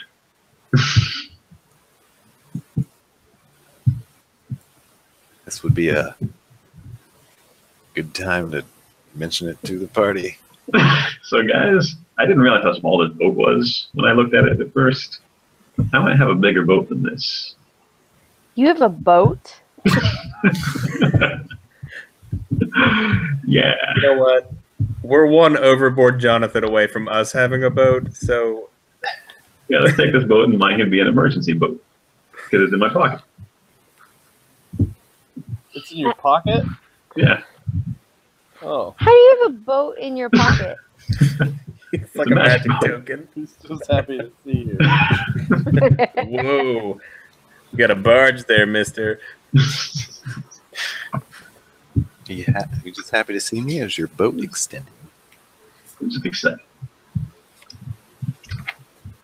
You gonna tell them about your boat? No, yeah, I just did. Thought. Okay. But I do not activate the boat while it's in my pocket. All right. That's probably probably why, a good thing. 'cause you would get a boater.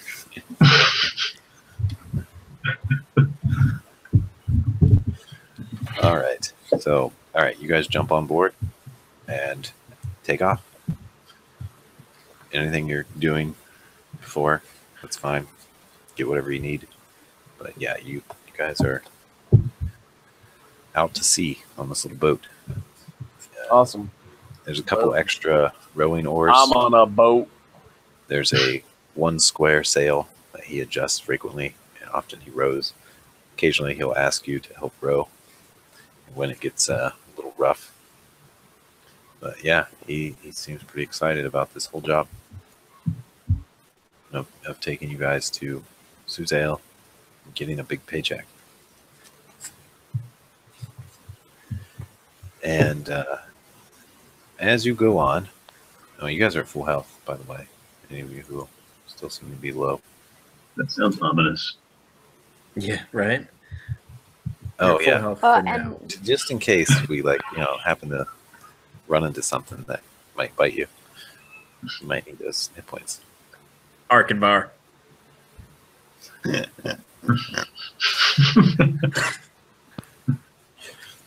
All right. So this is the part where the dice roll, and we see how fast you get there.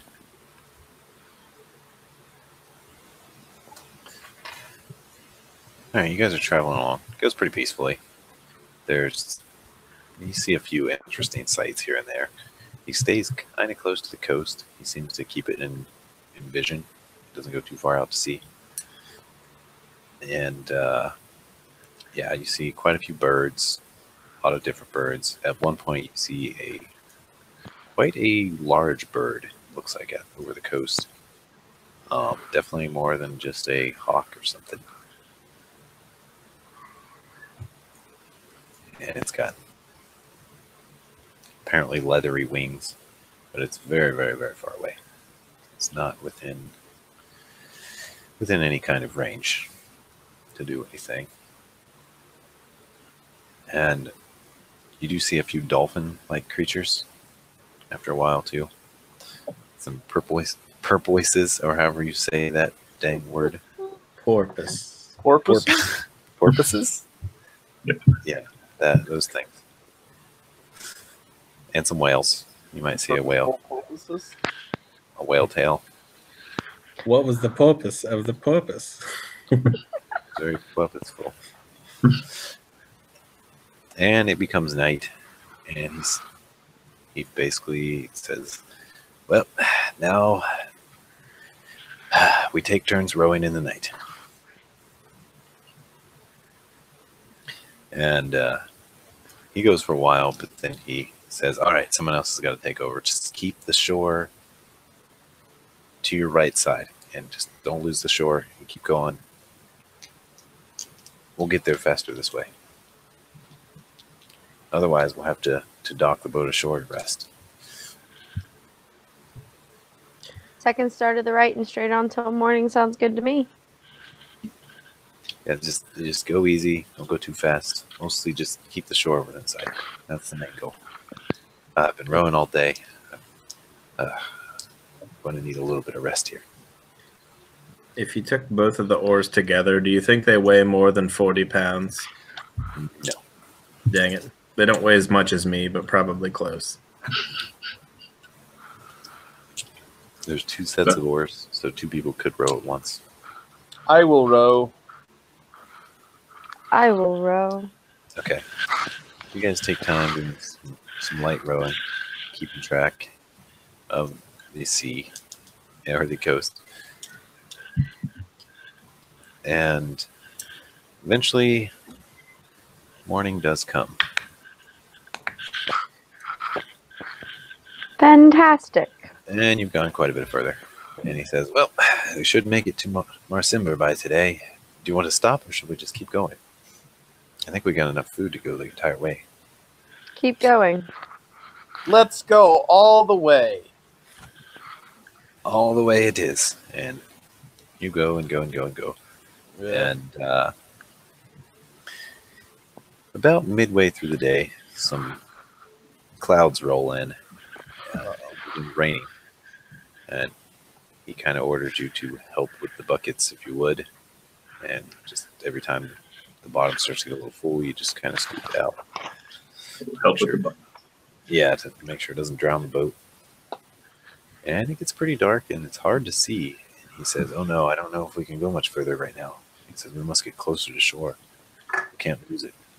If we get out to sea, things get really hairy and watery. And he kind of drifts closer to, or tries to go closer to the shore, but still forward. And at this point, go ahead and make perception checks. These things are feeling a little dreadful for you guys. Guessing none of you have been on a small boat in a thunderstorm before. Perception.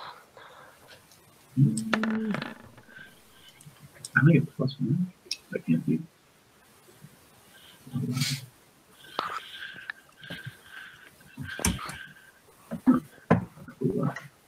My roll was a lot. Roll a lot. Wait, I should probably click to this to see your rolls. I think it's +3 to that. You guys got pretty good rolls. I'll tell you what happens in just a second.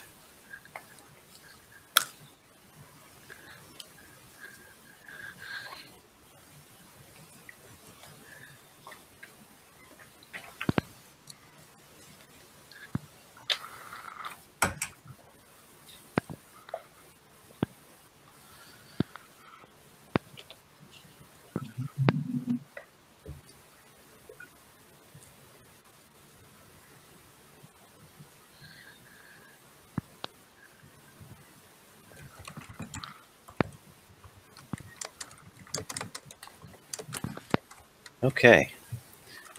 Let's see, we get a 16, a 17, and 8 from Eric, 10 from Eric. Okay. Well, Mirth and Joe, you guys both notice this drifty-looking humanoid figure in white robes kind of drifting out from the sea towards your boat. And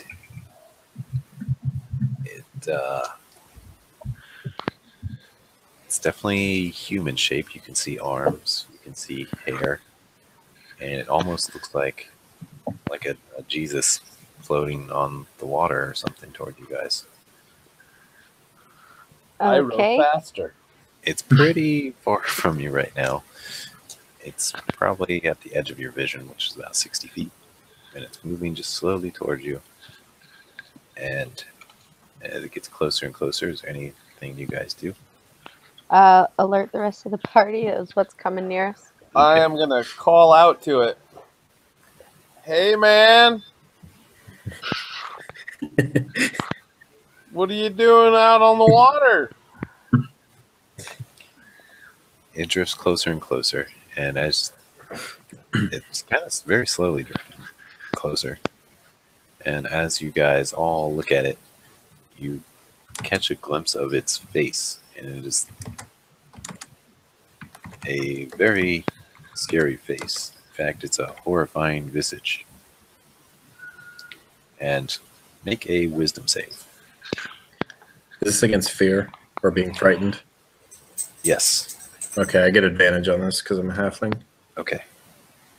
Yeah, its face is like half rotted. It's got these giant eyes that are like,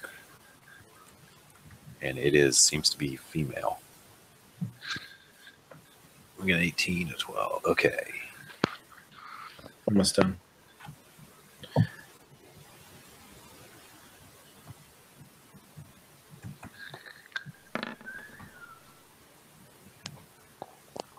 $16. All right, you're good. Joe, you're the only one who didn't quite make it. You are frightened. Boo. Yeah, your character just gets a sense of fright. Chicken. And fright It actually happens. fright actually does have a status effect. Sure. So none of you guys are. Yeah, Joe, you're the only one who didn't make it. The DC was 13. Of course. Frightened creature has disadvantage on ability checks and attack rolls, while the source of its fear is within line of sight. Can't willingly move closer to it, so you want to get away from it. Awesome. Can't willingly approach it, and you get another save with disadvantage at the end of each turn. Oh, Awesome. you get it. You only get disadvantage if it's still within 60 feet of you. Okay. And yeah, this thing is looking quite terrifying. It's gotten rather close to you, and it seems to suddenly start hovering quicker. Roll initiative.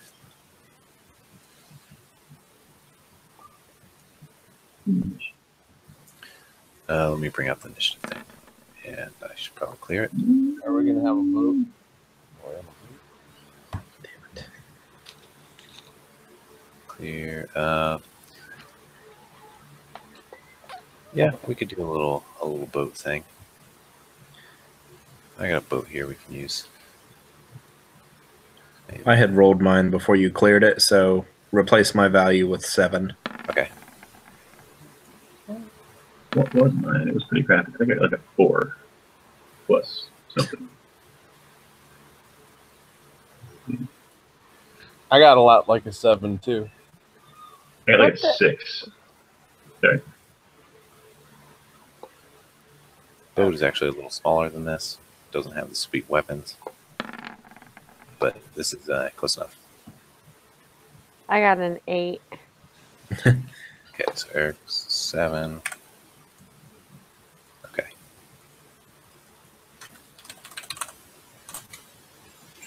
All right. Joe, you got a. What'd you get? 8. 8. Okay. And Eric, I don't see you on there. I rolled a 6 earlier, but then I think you reset them. Oh, okay. Gotcha.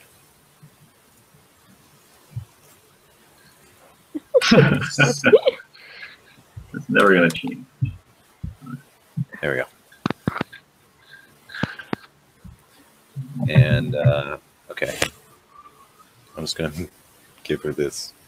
Oh, there's a boat. It looks nothing like this thing. It's not a manta ray. But yeah, they don't have her in this. Or I could just make her a pistol. You guys cool with that? Sure. It just feels better. Why couldn't she be like an umbrella or a pancake? Why does she have to be a weapon of death? Kind of gives you the sense that she's going to try to kill you.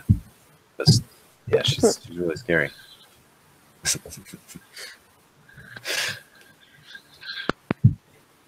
Can't go wrong with a pistol. Missing a couple initiatives. The barbarian and the assassin both got a 7. Oh, those are some shit-tastic rolls tonight. Right?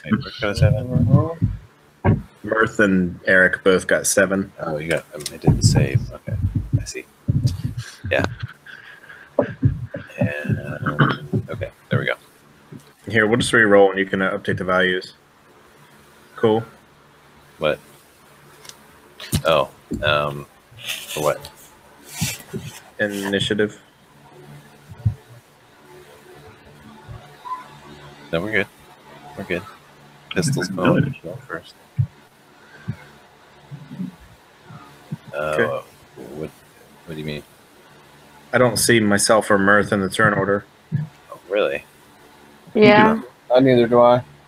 Oh, I don't see it either. do you see it flipping through it? Yeah, Yeah. there's 3 of them. 11, 6, and 8, yeah. Huh. I don't know why the others aren't showing. That's weird. Okay, yeah. All right, fuck it. I'm resetting it. Everybody roll initiative. Cool.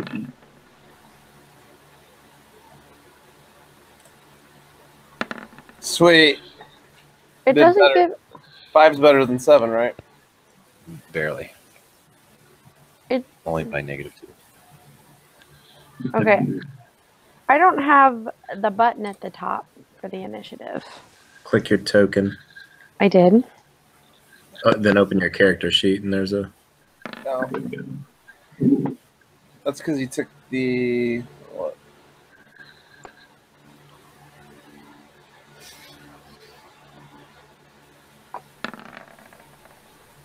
Oh, it looked like it wanted to roll back. All right, good enough. Okay, we'll go with that. Snort. And, all right, Merrick, it's all you. She is 30 feet away. Your arcane knowledge tells you that this is a ghostly thing. And it looks like it's good. Yeah, it's got the look of murder in its eyes. Okay, so it's trying to do us some harm. Oh yeah, it's trying to do you some harm. Instead of just trying to make you go to sleep like I normally do, failing, I'm going to cast magic missile at it. Okay. And I think that deals 3d4 plus 3. 3d4? Yeah. Magic missile is awesome now. You can one-shot a fighter at first level. But you're That's only fantastic. You're level 3, right? Yep. That's It's just like at first level you get 3d4 plus 3, and it doesn't change as you cast it at higher level. that sounds OP. Mages are Yeah. powerful now. But yeah, do your thing. Roll damage. And that's 10. Okay. Your missiles blast her. And they definitely seem to make her stagger a little bit in her. But not for long, as she continues advancing. Moving back to there.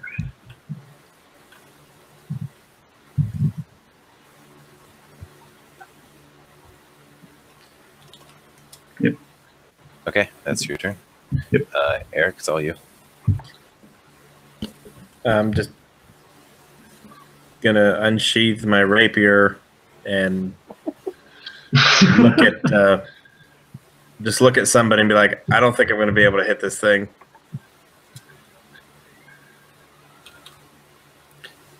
Okay. No blowgun?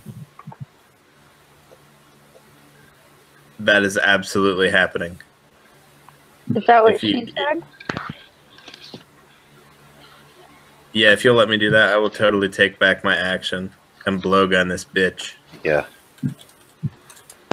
Yeah, whatever you want to do, that's fine. You want a blowgun?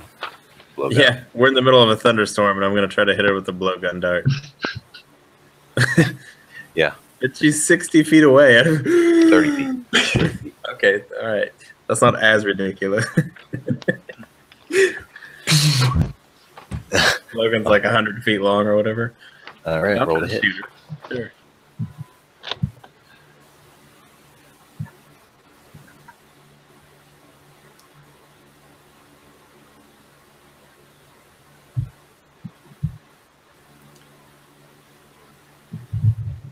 We're still level 3, right?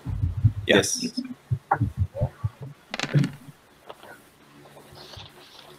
22 versus AC.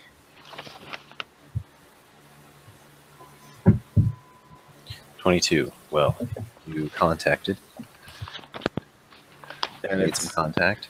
a regular dart that does 4 piercing damage. Okay. It goes somewhere into her incorporalness.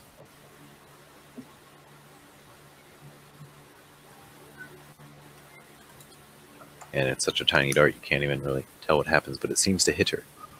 Interesting. And this banshee thing produces the most awful sound you've ever heard.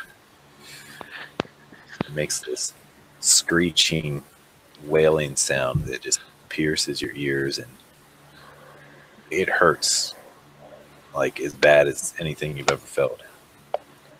Make a Constitution save, all of you guys, including the dude. I got a 1 on my save. I'm going to re-roll it because I'm a halfling and I get lucky. You lucky son of a bitch. You got 2 ones. You got snake eyes. Yeah, dude. I'm awful. Okay. Ugh. Okay. The number to beat is a 13. I'm gonna inspire my Okay. saving throw here. Okay. And I think they're doing the same thing. That's fine in this case. Yeah. Because so far the only person that has made it is the fucking NPC. What All right, about here we the go. princess? Oh no, is that a 3? Oh, worse. Okay. Eric, Uh, your I'm rolling mind. again too. What's Okay. that? Oh my god, it was Joe. worse the second time. Okay, so you're probably taking the first one, but still worse. All right, well, Mirth, you made it. Let's see, who else made it?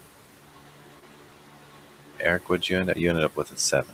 Yeah, I didn't make it. Okay, so Mirth, you and the NPC. The rest of you guys, your mind is absolutely wrecked by this wailing sound. You drop to 0 hit points, Eep. and you just collapse to the ground. It's like your brain was just blasted with psychic energy of this wail. So can we still move? Nope. Well, you are. What's 0 in this game? I believe 0. You have to make death saves. Yep. Yeah. Yeah, you're out of it. Unless you get some healing. There's a button you can click on the character sheet to do your death saving throws, I believe. And this thing advances a little farther forward. Fucking revolver. Towards you, Mirth. You did not collapse, but you heard all your... While this thing didn't seem to have a full effect on you, it still had some effect.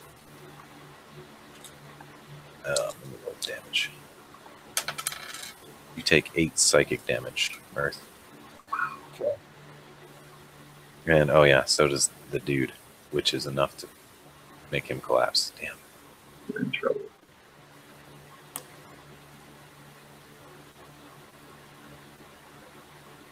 Yeah, he's not dead, but he's collapsed as well. Not dead yet. So, wow, last man standing after that whale.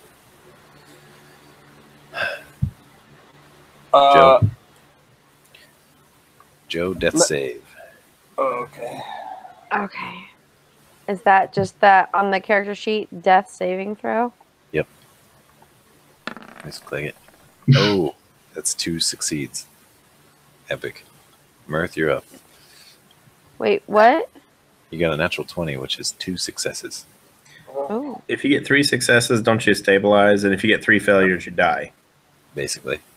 So yeah, if you get 3 successes, you can stand up, I believe. Or can I cast a spell from the ground? Yeah, yeah, it's fine. Yeah. I don't know what the actual rules say, but I'm going to say that's fine for this particular scenario. I can't go any swim speed. I can't go into the water. So I'm gonna go. I'm gonna cast a heal.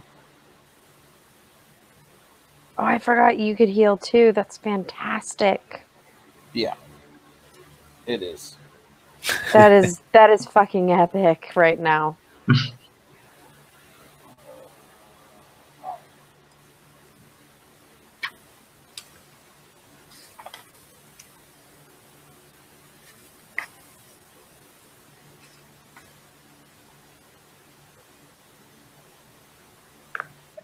There we go.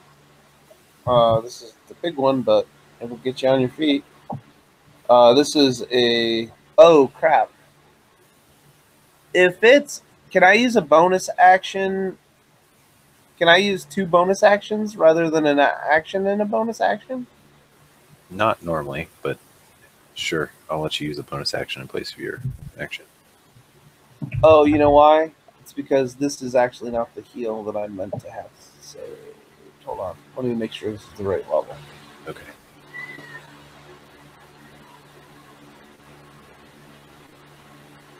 Yeah, No, I just didn't put it in my spell book yet. there's somewhere in the rules that says you can't do a bonus action as an action, but I don't understand how that makes any sense. Yeah. I'm gonna cast Healing Word on Joe. And then, I can go bear form as a bonus. I guess I don't have to. So I'm going to go bear form. Okay. So you heal Joe. Do you have to get up to her to do that, or is it got range? It's got 60 feet. Nice. And can you make me a daddy bear? Oh, yeah. Rawr. Is that how it's supposed to be? Or is it thinner? No, it's large. All right. Yep. Ouch. Large and in charge. All right. So that's your turn, Merrick. Good death save. Oh boy. What about Merrick? What we're doing. Ooh. That was violent, and I failed. You got 1 failure. Okay, Eric. Make a death save. You got 1 failure. And it's the revolver's turn. The pistol banshee. And she says in a whispery voice,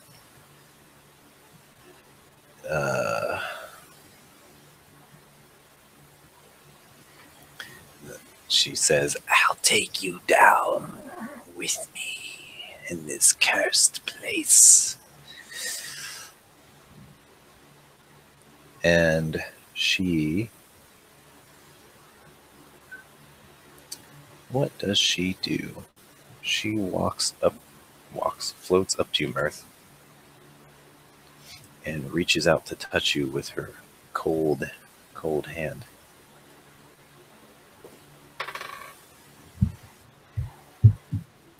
That's probably going to hit. Spell attack touch 18. Yeah.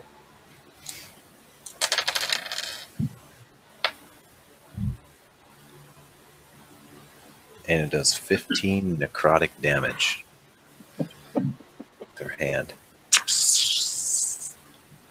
Can we just leave?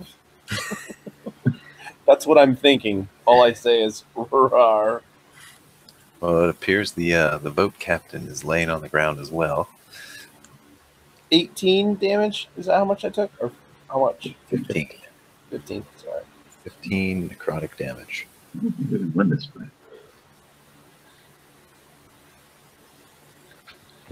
And you get a real good look at her when she gets up close to you. She is really freaky looking. Super freak. Yeah, she's got the one eyeball that's all like.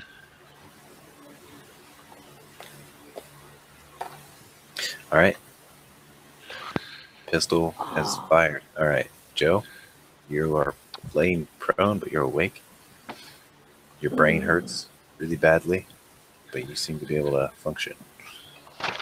Okay, motherfucker. I looked at the spell wrong. I'm so sorry, give me 1 second. Take your time. Oh yeah, I think you have to make a save to be frightened or not, by the way. Yes, I do. Okay. And that is a... What save is that? Wisdom save. Okay, and I'm at a disadvantage, right? Yep. Okay, well, I got a 19. I think that's the disadvantage, right? No, 7 would be disadvantage. You gotta take the lower one with disadvantage. So I make see. it. You're still frightened. You basically can't move forward.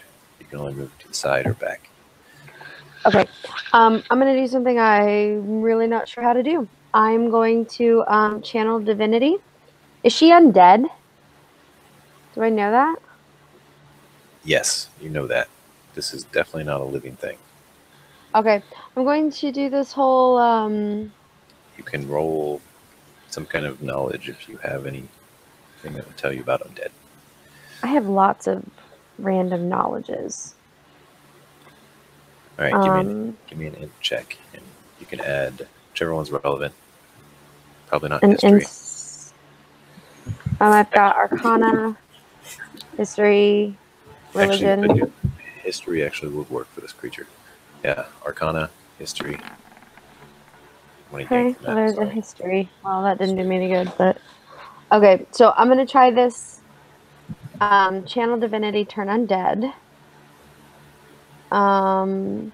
Okay. Each undead that can see or hear you within 30 feet must make a wisdom saving throw.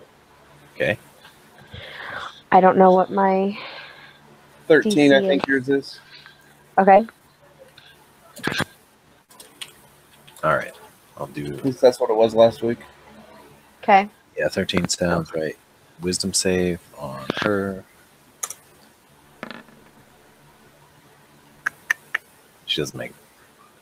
Okay, so she runs away for a minute. That or affects, until it takes damage. that affects all undead? Yeah.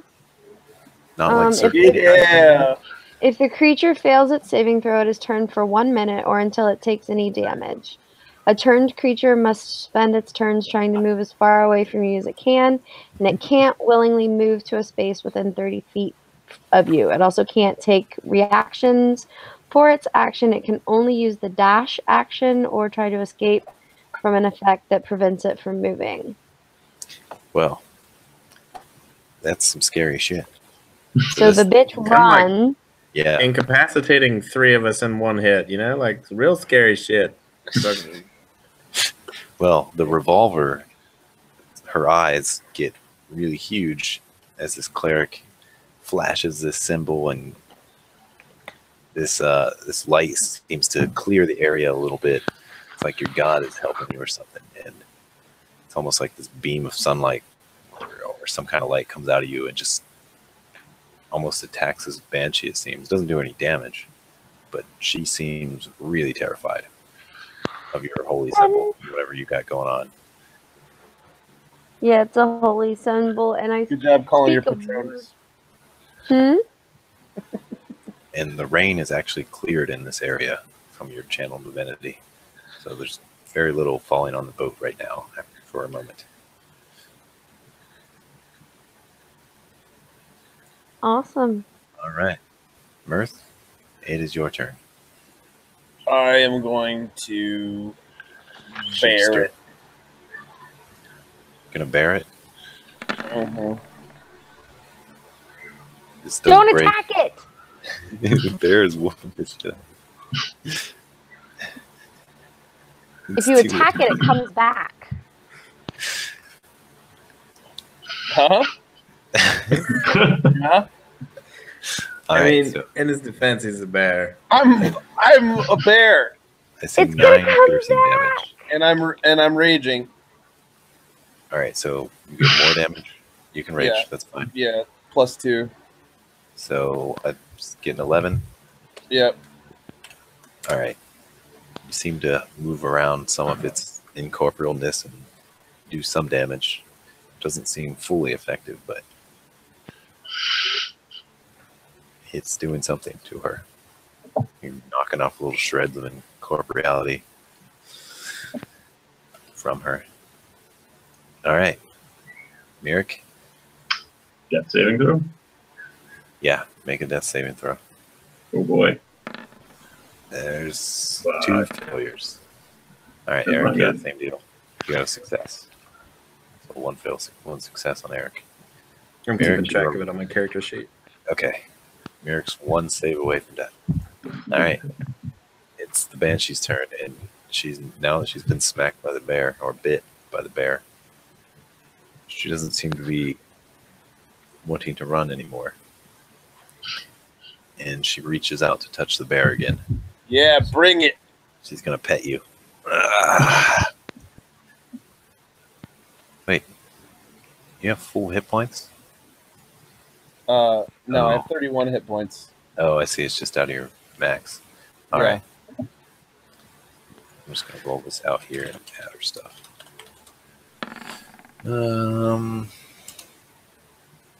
How does a 13 touch attack do against you? It hits. Okay. I'm a bear. Does your natural armor count? I don't think so. You take I take 13 I take half damage. necrotic damage. Half. I take 7. This is this here is necrotic damage, so it's going to do 4. Oh, you're right. And same with the previous one. Not until level 6. I did take full last one because I wasn't Okay. raging. Gotcha. 13 necrotic damage. Kind of melts your skin a little bit, makes you decay. It's very, very nasty. And she says, "Come to the depths with me." I wish I could talk as a bear. And Joe, it is your turn.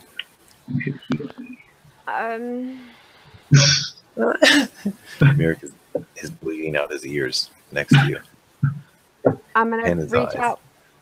I'm gonna reach out and touch Mirek. Okay. Cure wounds. Thank you. 14. Your brain is restored. You got a massive headache, though. That is all right. Because my bard levels got me cure wounds as well, so I can cure up others. Yeah, I And can now do that one more time. And you get another save, Joe, to see if you can break the fray. Okay, shit. And just Right for your say life. over here. And if a bear can look sorry, it looked back at you and kind of looked sorry. Like Smokey the Bear's pants are all burned off, and he's like crying, like that old Indian man in the trash commercial. And that's a wisdom save for the fear. Ooh, And I 14. got 14. You're no longer frightened. Fantastic. I give her the finger and say, what, bitch? She also returns the finger. Says, all wispy and necrotic. "Come with me to the sea."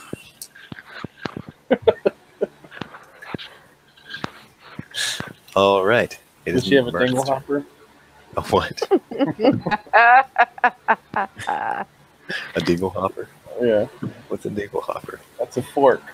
Little Mermaid reference for the win. Come Yeah. on. Oh, yeah. I should have got that. It's been a while. I She used to wanted watch to return to the sea, you know. All right, so is it me now? Me. Yeah, bear attack. Bear Swing.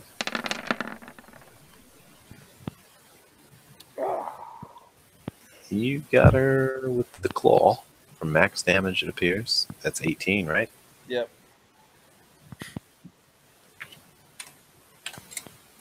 All right. You knock some more incorporealness off of her.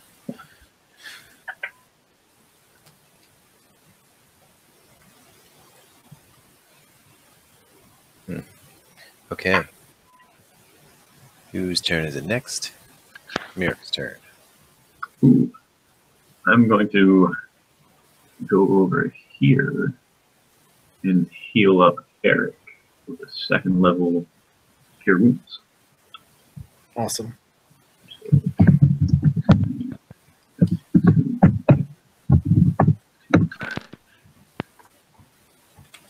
Hit points. Thank you. All right. Very good. You can move more if you want, but it is Eric's turn. You have a massive headache, but you're prone and awake. Can I do like an acrobatics check to try to kip up on my feet? I guess so. You don't even need it. Unless, is your speed 30? No, it's 25. Oh, you do need it. It takes half your move to stand up? Is that the Yeah. general rule? Yeah. But he owned it.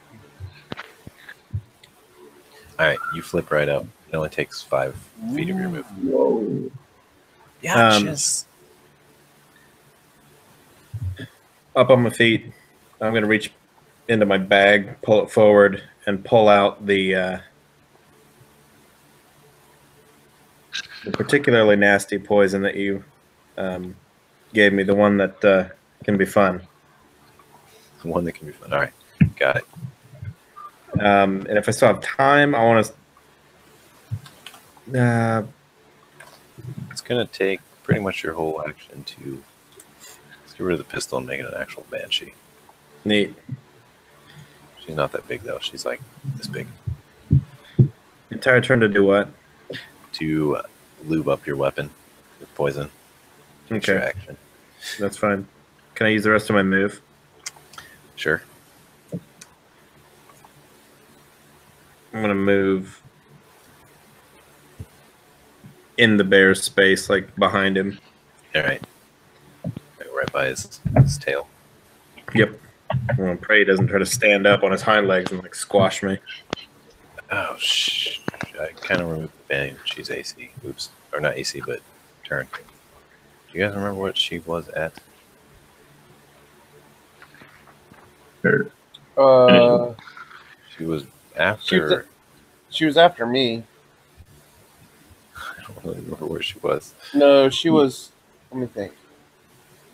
She was right before you. Was she before Joe? Yeah. Yep. Okay. So she had like, I don't know. We'll say an She had a 11. 14. Okay. I just looked it yeah. up. Very good. Sounds right. Sorry about that. Switching icons messed up. All right. So, all right, Eric, you're up. Now it's Banshee's turn. Up as in not dying. I got it. Yeah.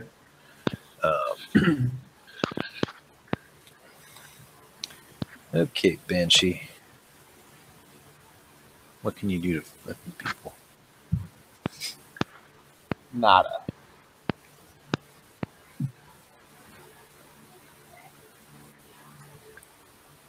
Okay. She says, "Come with me to the sea. Face your eternal doom." Oh yeah, I'm gonna do it on this because it's more fun for you guys to see your fate in a roll. All right.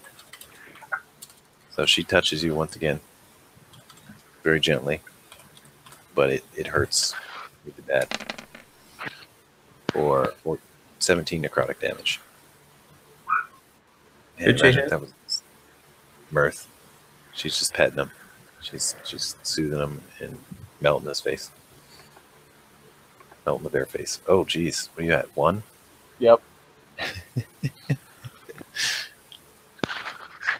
All right. And that's all she does. She basically just keeps beckoning you to die. She seems very angry at something, probably at life. Joe, you're up. It's your turn. Okay. I step up that 5 feet, smack the bear on the ass with a healing spell. For 8.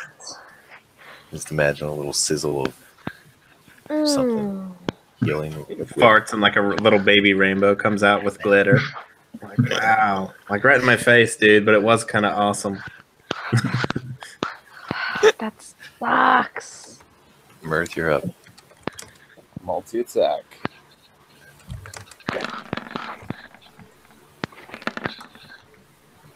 It's a lot of multis. It was just that. Yeah. Oops. I don't know what happened there. Just Second the one first there. Or, yeah, whatever. Okay. No, that first one I did last time. Didn't I? No. It Oh, just that- happened it's twice. almost the same numbers as last time. Yeah, this isn't it. What? No, it's a little different. Last time you rolled an 18 on the to hit. So I don't know. It's weird, but okay. So you do 18 slashing damage. It looks like. Mm-hmm. All right. Her form seems to be growing smaller as you keep biting and slashing away at her and knocking off chunks of her reality. Mirth, or not Mirth, Mirk, you're up. All right. So I'm just gonna magic missile it. All right. Go ahead and roll damage. Damage. Nice.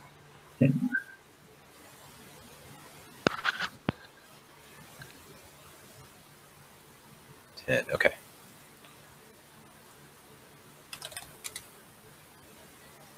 Eric, you're up. I'm gonna move through Mirth's space.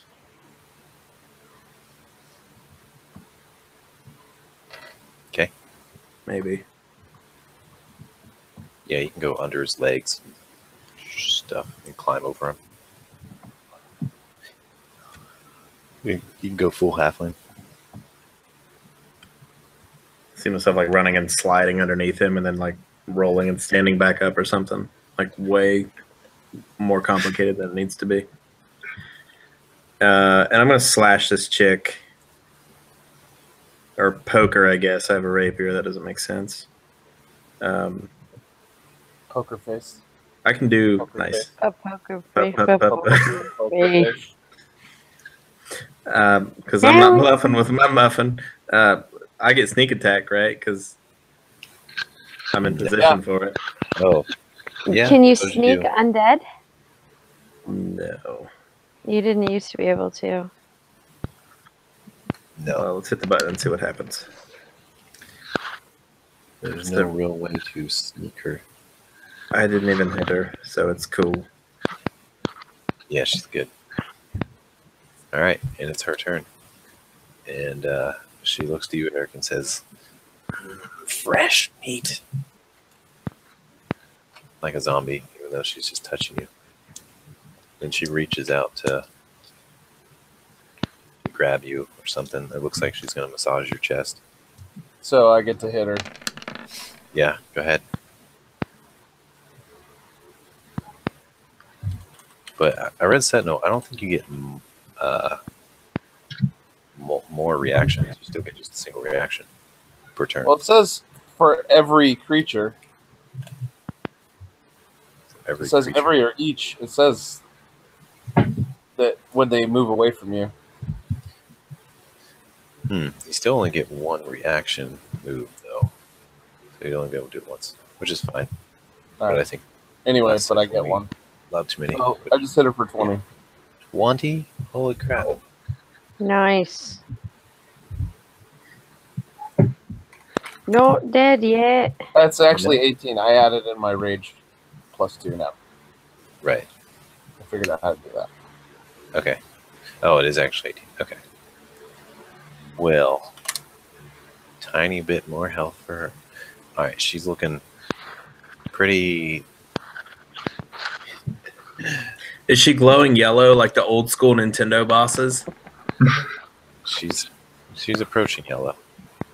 Does a 16 touch hit you, Eric? Yes. All right. Whoa. I hope that didn't roll. That's not what you get. That you don't take that much damage.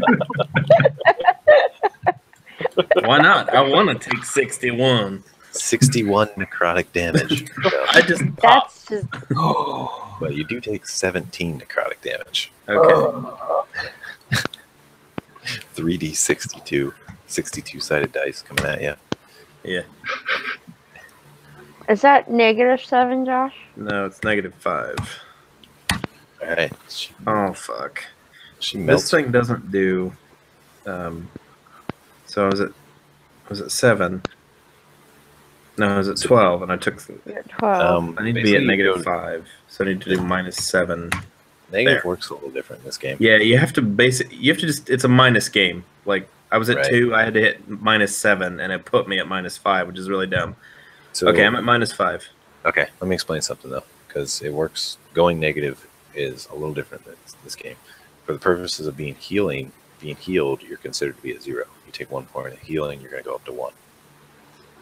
The only thing negative does is once you get negative the amount of your hit points. So if you go to -26, you die. I'm dead. Yeah. Okay. Any other negative doesn't matter. Just means you're got to make death saves.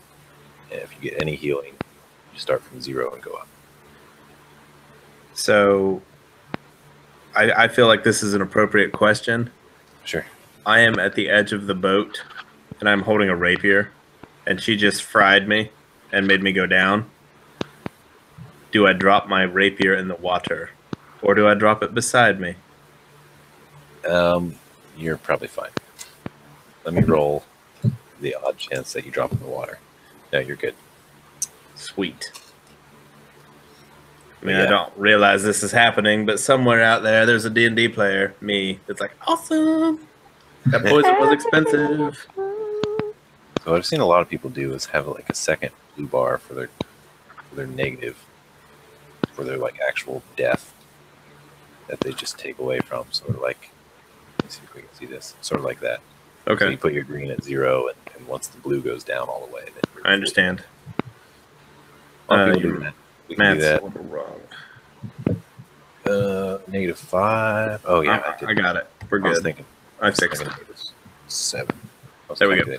Okay, yeah. So that works. That's one way people handle it. That seems to be pretty clear. And yeah, she gave you the touch. It's Joe's turn. This banshee Okay. is, A twat. yeah, she's a twat, but she looks like she's barely hanging on. Like Okay, well, most of her is just all spread out and knocked off. She's just got her form still barely in existence there, touching you guys and insulting you and beckoning you to come to the sea with her. well, I take another Okay. 5-foot step closer to the sea Mhm. and heal Eric. Okay, 7 healing. That should put you up to 7. No need to make death saves. Mirth? Can the bear finish the job? Let's see.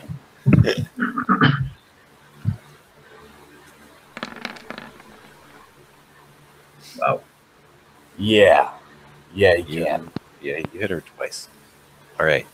So you smack and bite her, and you get this corporalness just kind of hanging out of your mouth and stuck in your claw.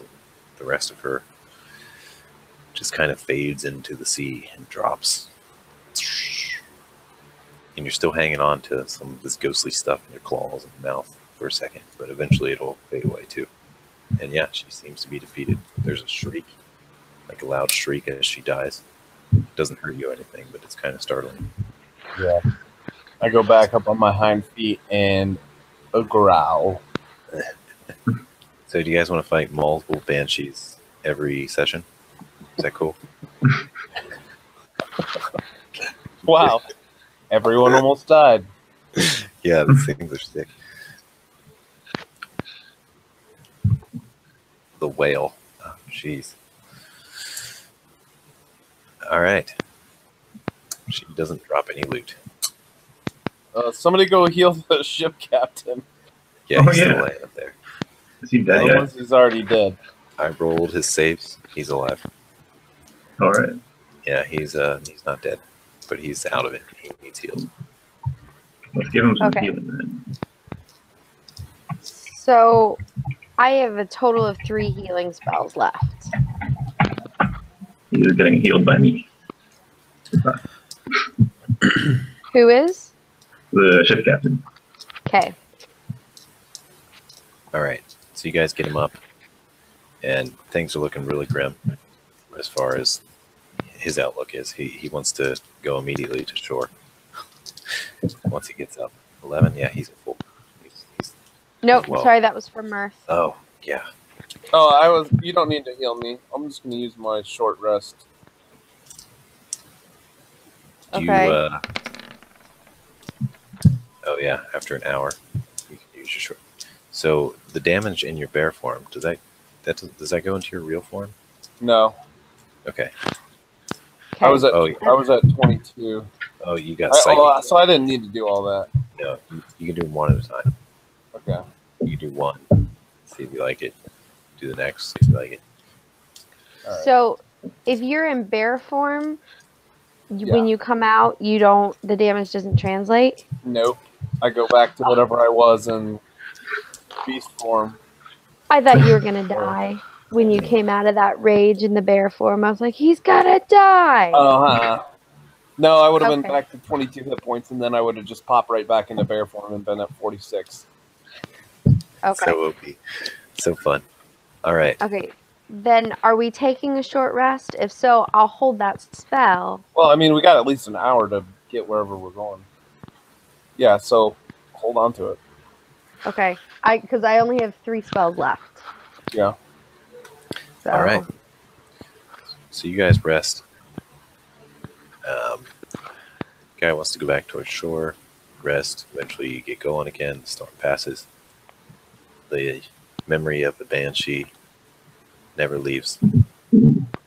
And eventually you come up to a really large port that he says, there's Marsimber. And there's just huge docking bay. During the short rest, I want to play some music for everyone with my pen and use my song of rest and give everyone extra hit points back. Not that it matters, I guess we'll probably get healed, but 1d6 hit points extra for everyone. Okay. Was that 1d6? Yep. All right. There you go. Get an extra 1d6.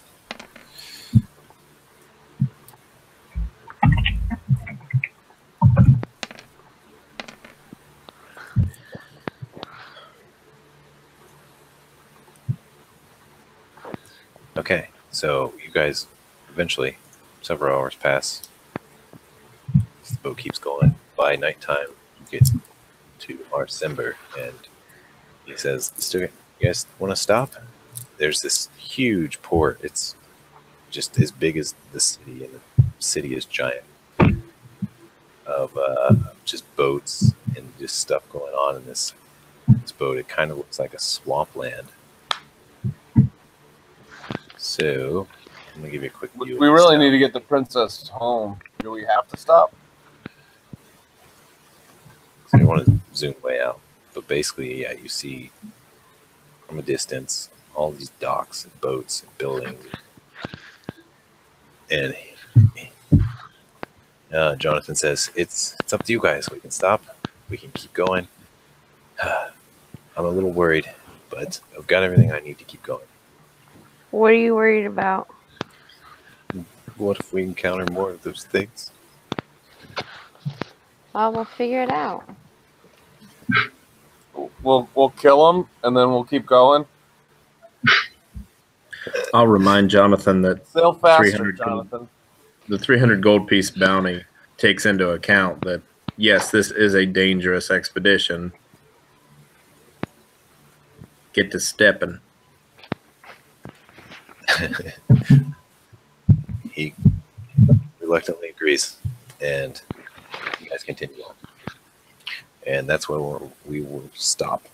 That's where we will stop. So next time when we finish the journey to Suzail. Oh yeah, Princess Landra's with you too. I forgot about her. Yeah, I asked you a couple times, like, did she fall asleep? But you weren't listening, so I'm like, she won't die. He forgot about her. She was under the boat. See, some NPCs, especially critical ones, they get special protection from the DM. Because you don't want to break the game. Oh, shit. No, she's dead. Just kidding. We'll assume she did get passed out and one of you guys stabilized her. So, yeah, the initial psychic thing knocked her out. But she's okay. She managed to survive. I was pretty terrified. I can't wait till somebody gets in large person when I'm in bear form. That'll be sweet. All right. I'm going to give you guys each a nice chunk of experience. I'm going to give you each 525, which is more than just Banshee. What does that total put us at? 2K. Okay, thank you, Josh. So yeah, basically experience for working the deal with this guy. I thought we got 300 last week. Didn't we get 300 last week? Yeah. 75. Experience? I think I gave it 475. Yeah, I had us at 1475 last week. Okay, yeah. All right, so we're good.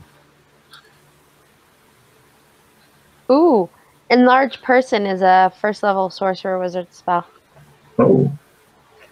Wait, how big would that make your bear? That would make me 15 feet across. That is amazing. Basically, a gigantic barn of a bear. Jeez. You just go sit on the enemy. So you'd be like this. Mm-hmm. Wow. It's a bear form.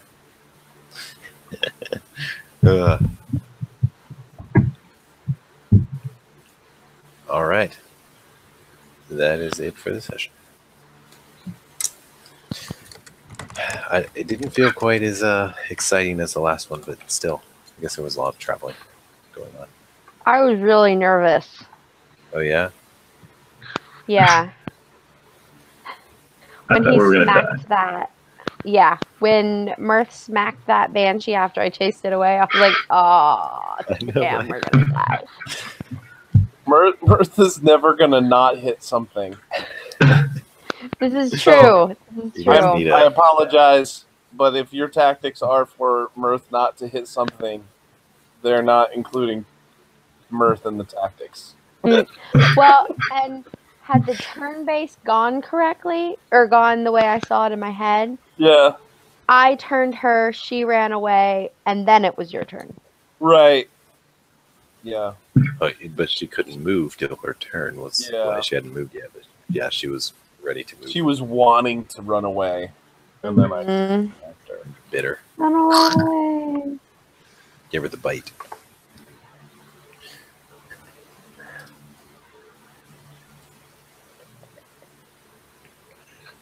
All right. Night all. Good night. Good night. See you guys later. I'm going to stick around for like another 10 minutes. But yeah, definitely free to go. All have it or whatever. It's really early for you, isn't it, Josh? Yeah, it's like 9:10 p.m. Mm-hmm. But I was jet lagging really hard today, so it feels like 12:10. Yeah. Yeah. How long are you there for? I'll be leaving Thursday. Mm. Nice. Well, enjoy the inside of conference rooms. Oh yeah. So what do you do there at what is it, VMware? World? Yeah, it's VMworld. So most of the day is spent in what's called a breakout session. There's a bunch of them, and they cover a slew of different topics. And it's just learning. You're talking to the people that, like some of the vice presidents of VMware. I mean, they're explaining stuff that's coming up, new announcements, technical deep dives. It's just a big, comprehensive conference about where VMware is going. And some of the sessions are amazing. Some of the sessions are just marketing bullshit. Sorry, VMware. That's the way it goes. I don't know about you guys, but like I always watch the sessions after we do them. I'm going to fast forward to the part where the freaking old lady came in my door. And I will watch it in slow motion, and I will record it, and I will submit it to the San Francisco PD. I'm like, do you see this bullshit? This is scary. I might actually just put it on video on like a loop and take it downstairs to the concierge and be like, hi, can you tell me where I can find the nearest police station because your employees are trying to kill me? With water. What the? She wants to waterboard me. She's giving me towels and menus and water and sexual frustration of yesterdecade. I've never heard of them just barging right in when they know you're there. Yeah. Like, I was really glad she did it because I was afraid she wasn't going to do it, and then my story would fall apart. And I'm like, nope, here the fuck she comes. Like the do not disturb sign doesn't work? No, not at all. Wow. She's walking in now.